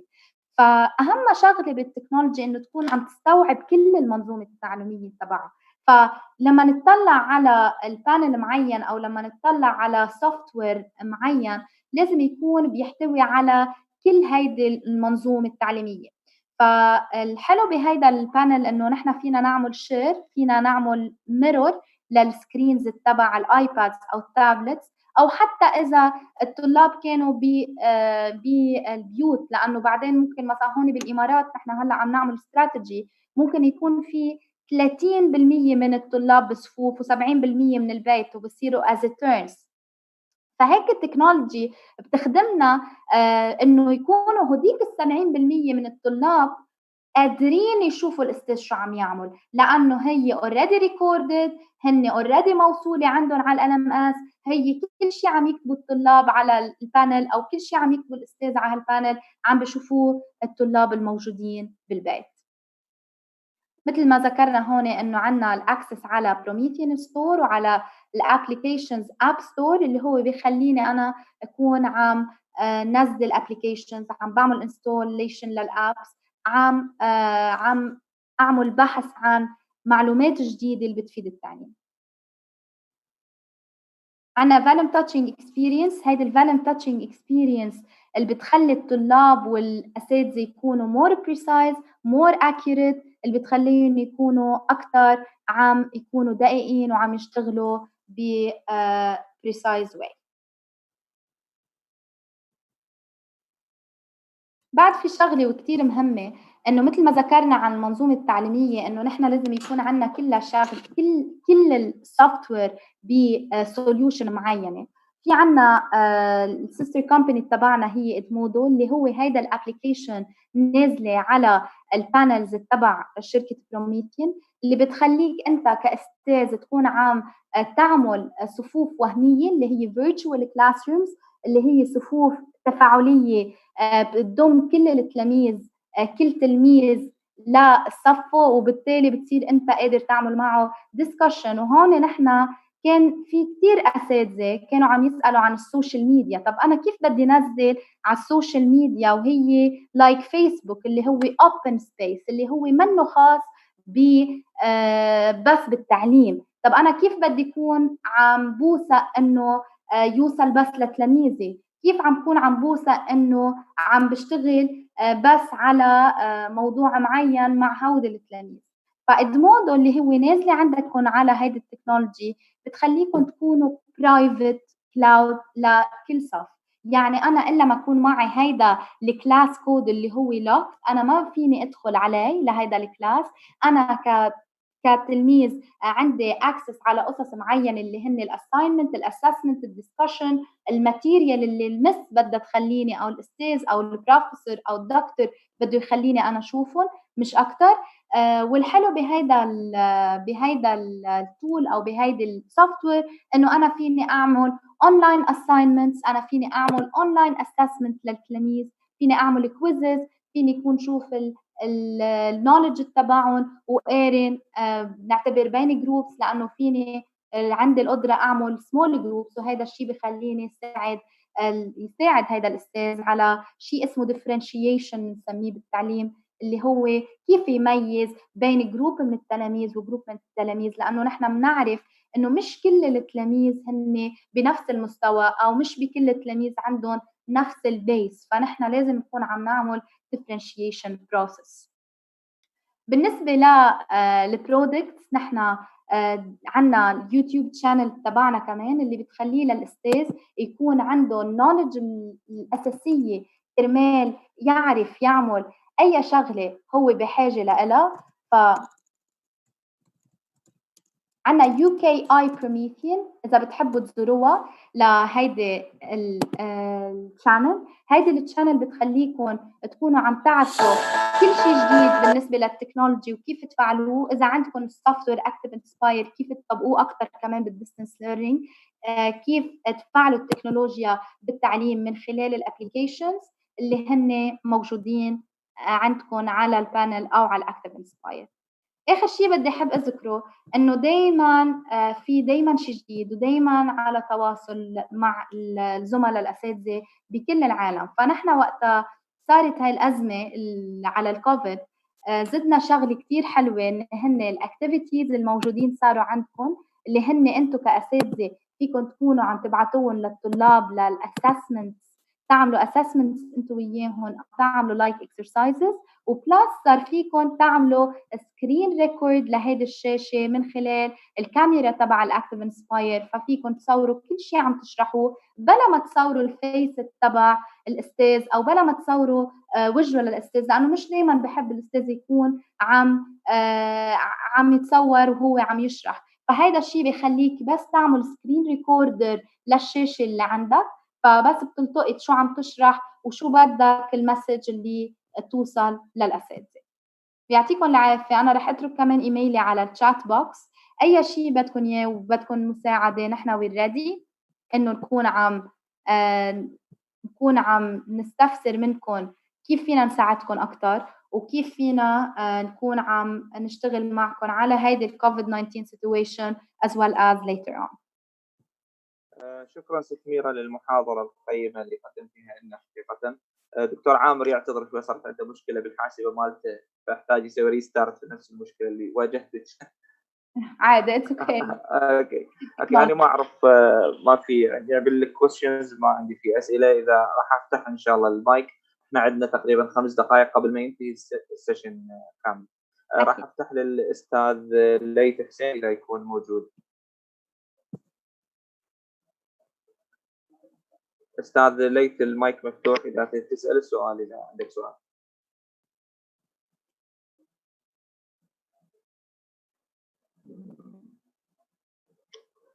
ظاهر ما موجود. ننتقل الى استاذ المختار.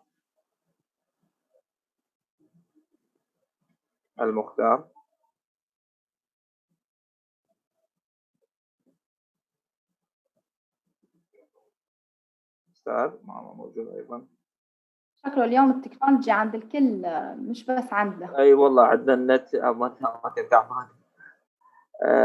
محمد خليل ممكن اذا تسال استاذ محمد.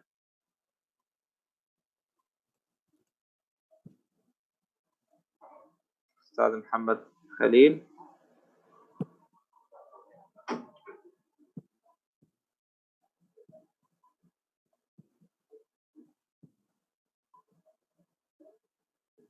استاذ وائل. استاذ وائل وحيد. السلام عليكم دكتور. عليكم السلام ورحمه الله. عن استاذ وائل الله يسلمك. مساء الخير ست ميرا. انا وياك وائل وحيد من وزاره التربيه المديريه العامه للبرنامج. يعطيك العافيه استاذ وائل. ان شاء الله اهلا وسهلا. كان لنا في اللقاء بكم بالورشه التدريبيه اللي اقمناها في وزاره التربيه. صحيح. يلا ان شاء الله بيرجع كل الامور بتمضي على خير وبنرجع ان الله راضي بنلتقي ان شاء الله. ان شاء الله نريدكم توعدونا بالحضور مره اخرى للتدريب يعني المرحله الثانيه. اكيد ان الله راد ان شاء الله اكيد ان شاء الله ان شاء الله. شكرا جزيلا لكم. يعطيك الف عافيه. شكرا. استاذ خلف عبيد. استاذ خلف اذا عندك سؤال مفتوح لك المايك.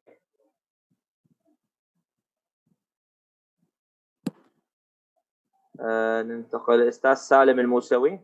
سؤال اذا عندك استاذ سالم.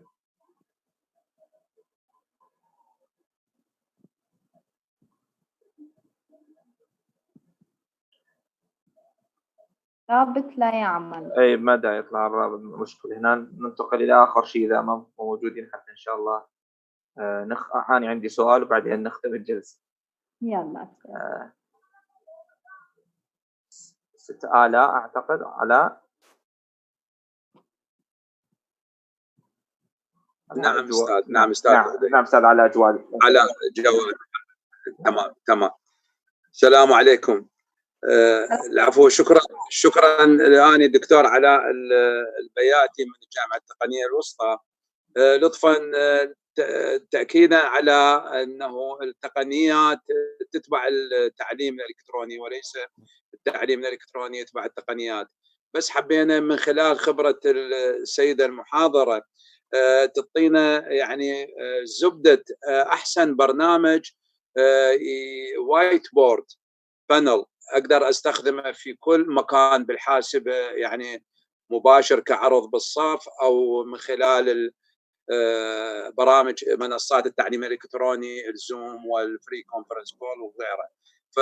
فرغم ان بيهن الزوم والفري كونفرنس كول هو بيها وايت بورد شير للوايت بورد، بس اذا مثلا اريد برنامج وايت بورد على الحاسبه مالتي يمكنني من عرضه كاوفر هيد بروجيكتور شلون داتا شو، فشنو تنصحنا باحسن برنامج لطفا؟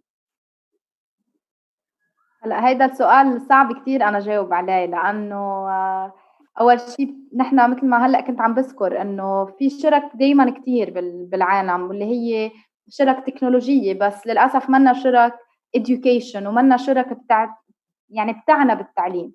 فمثل ما ذكرت قبل انه نحن بشركه بروميثيان عندنا سوفت وير اسمه الاكتيف انسباير، اللي هو سوفت وير بخليك انت مش بس وايت بورد ابلكيشن، بس بخليك تكون عم تشتغل على interactive exercises، على مهارات تعليميه، على تطوير هيدي السكيلز اللي عند الطلاب. يعني مش بس انا اكتب عليه، لانه كل البرامج من زوم من تيمز كلهم عندهم وايت بورد اب، بس انا بمجرد ما اكون بدي اعمل درس تفاعلي انا ماني بس بحاجه لوايت بورد، انا بحاجه ليكون عندي موارد، انا بكون بحاجه ليكون عندي نصوص معينه، مراجع معينه. ف I highly recommend انه تشوف برنامج الاكتيف انسباير، تطلع على برنامج الاكتيف انسباير وتشوف اذا بيناسب شو انت حاليا بحاجه له. يسلم ويعطيك العافيه. نتحول دكتوره شيماء اخر شيء السؤال. دكتوره شيماء اذا تسمعينا.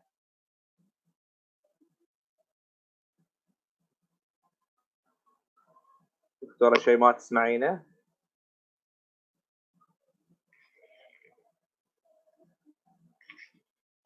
اوكي اني باقي لي امامي 4 دقائق اعتقد ان شاء الله نختم بها، بس قبل ما نختم اني هنا سؤالي من خلال المحاضره اللي قدمتيها للاجهزه والتقنيات اللي تساعد التعليم الالكتروني اللي لاحظت انه هذه للمدارس، فكيف نقدر نستخدم مثل هيك تقنيات للجامعات؟ ناس يعني كل الموجودين معنا اكثرهم الحقيقه ولو موجودين هذا بالتعاون مع وزاره التربيه ايضا هذا المؤتمر في الجامعات التعليم العالي كيف نقدر نستفاد منه؟ صحيح، هي في نحن السوفت وير تبع الاكتيف انسباير هو K-12 سولوشن. نعم. بس البانلز هن نحن البانلز موجودين باكبر جامعات العالم العربي وبالعالم كمان، مثل الامريكان يونيفرسيتي اوف بيروت، امريكان يونيفرسيتي اوف دبي. كيف بيستعملون هو از فول بروجرام او فول سوفت وير بدنا نحكيه as a AV solution. يعني انا كطلابي بمجرد ما الدكتور بيعمل محاضرة معينة بالجامعة بتكون موصولة على السيرفر تبع الجامعة دغري تلقائيا بتنوصل على LMS. بمجرد ما الدكتور عم يشرح فيها يكونوا عم ينعمل له ريكوردينج، في يكون عم يبعت برودكاست من البانل على الايبادز تبع الطلاب او على الاجهزه تبع الطلاب او على الجيميل تبعهم او على LMS.